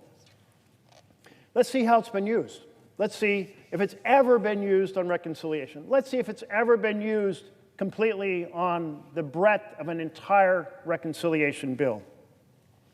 Let's start by asking the question, has it ever been used in a partisan way? Well, in 2017, Crime Victims Fund, oh no, bipartisan decision. 2023-25, Power Marketing Administration, bipartisan. They were solving a technical issue. Both parties worked on it together. Preventing double counting of a dairy program, bipartisan. Adjustment to Fiscal Responsibility Act, bipartisan. It's become traditional to say this power in Section 312 rests with the chair of the Budget Committee, but that's not true. The law says it rests with the Budget Committee. The reason we think of it as resting with the chairman is because it's always been done in a bipartisan way, with the Democrats and Republicans together saying we're solving a problem. Second question, has it ever been used on the breadth of a reconciliation bill or only upon a narrow provision? Well, turns out in every single case, the Crime Victims Fund, the Power Marketing, the Dairy Program, the Fiscal Responsibility Act, always a narrow provision, but not now. How else can we take a look at this? How about if we look at whether it was resolving a technical ambiguity? Yep, every single time, resolving a technical problem, bipartisan fashion, narrow provision. And most importantly, has this provision of 312, which is not in the section that controls reconciliation, ever been used in reconciliation? Nope. Not in 2017, not in 2023 through 25, not on the Dairy Program, not on the Fiscal Responsibility Act, not ever. Never used in reconciliation. So, colleagues, two big issues are here. Are you really going to vote for a bill that causes over $3 trillion in debt over 10 years compared to current law? Are you really going to vote for a bill, a reconciliation bill, that for the first time continues that Red Sea in years 11 through 30, 11 years, 30 years out, extending beyond the 10-year window, in direct violation of the ruling of the parliamentarian in 1996, in direct violation of a section of 313 that says that only you cannot run deficits after that? You know, those 30-year estimate is over $30 trillion of additional debt from this bill. Now, our current debt is pretty high, $37 trillion. This adds another 30-plus trillion, and the Congressional Budget Office costed out what happens if the interest rates are 1% higher than they put in their model, 1% higher. And of course, it's easy to imagine that we could be off by 1%. 1% higher, and the cost isn't 30 trillion, it's closer to 60 trillion. 1% higher of additional debt over 30 years. They said it would add another 24 trillion on top of the over 32 trillion to begin with.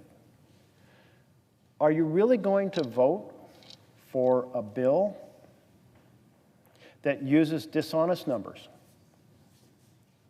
So here's one reason to vote against this bill. It's massive debt creator, primarily to give tax breaks to the wealthiest Americans. Here's the second reason. It tears down programs in health care and nutrition that are key to the success of our children and families who are in the 20% less affluent in America. Here's a third reason. It creates debt far into the future, beyond the 10-year window, that will compromise the ability of us to address the challenges of America for decades and decades to come. It's really an attack on the next generation. Here's a fourth reason. It tears down the framework of accountability, the last two standing pillars, crafted by 100 senators, all voting yes in 1974. I encourage my colleagues, as they get together in their caucuses on the blue side of the aisle or the red side of the aisle, to say, let's hold on. This is wrong. This is not what the president campaigned on. He campaigned on being a champion for families, not for billionaires. To screw over families, to make the rich richer. Wow, just that extension of the alternative minimum tax that's going to cost $1,368,932,000,000. Oh wow, in other words, almost $1.4 trillion. And what ordinary family uses an exemption under the alternative minimum tax? It's the mega wealthy. That's not it. You know, they listed it under Chapter 1, which they titled Tax Relief for Middle-Class Families. Find me a middle-class family in which this alternative tax exemption applies. So, we are just days away from voting on this. We're going through the bird bath in which different policies are examined, and if they're primarily a policy, they're not allowed in here. That was part of the rules that were crafted long ago for the special fast-track reconciliation. Then we have 20 hours of debate, and then we have amendments. We are very close to the point of making this tragic mistake. And I know that many of my new colleagues who are just recently sworn in January have been folks who said we need fiscal discipline. You can't campaign on fiscal discipline and tell your constituents you're going to uphold that after you take office and then come here and not only vote for this massive debt, but tear down at the same time the last two pillars of the architecture for controlling deficits this year and into the future. That isn't square. So don't do it. Mr. President, I'll close by saying this is not the first time we've been down this road. And there's a few myths that people tell themselves to justify this. We'll only do this once. 2001 was once. 2003 was twice. 2017 was the third time. We're doing the same damn thing again, mortgaging our future and helping increase wealth inequality in this country by doing all these special provisions for really rich people. We've done it now. This is the fourth time. Don't pretend you're fooled like you didn't get it, because we've been down this road before. It is the wrong road. Families lose, billionaires win. It's the wrong mission for America. It's the wrong mission for the U.S. Senate. The right mission is families thrive and billionaires pay their fair share. Thank you, Mr. President.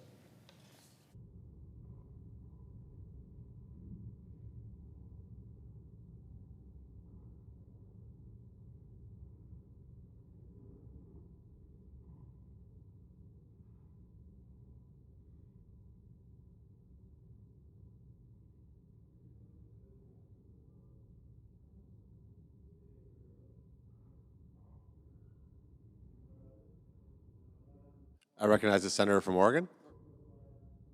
The clerk will call the roll. Ms. Also Brooks.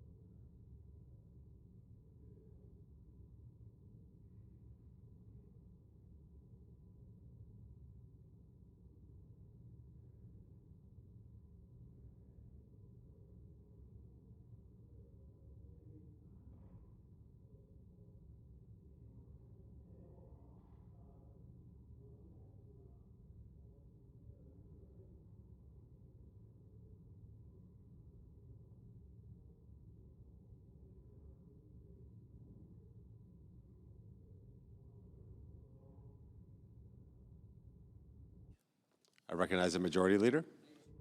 Mr. President, I understand there's a bill that, I ask unanimous consent the quorum call be suspended. Without objection. Mr. President, I understand there's a bill at the desk, and I ask for its first reading.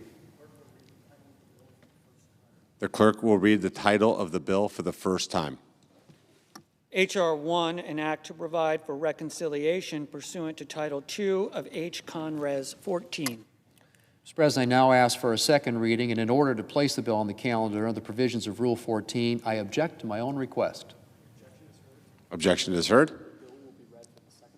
The bill will be read for the second time on the next legislative day. Thank you, Mr. President. Mr. President, I ask unanimous consent that when the Senate completes its business today, it stand adjourned until 2 p.m. on Saturday, June 28th, that following the prayer and pledge, the morning hour be deemed expired, the journal proceedings be approved today, the time for the two leaders be reserved for their use later in the day, and the Senate be in a period of morning business with senators permitted to speak therein for up to 10 minutes each. Without objection. Mr. President, if there's no further business to come before the Senate, I ask that it stand adjourned under the previous order. The Senate stands adjourned until 2 p.m. tomorrow.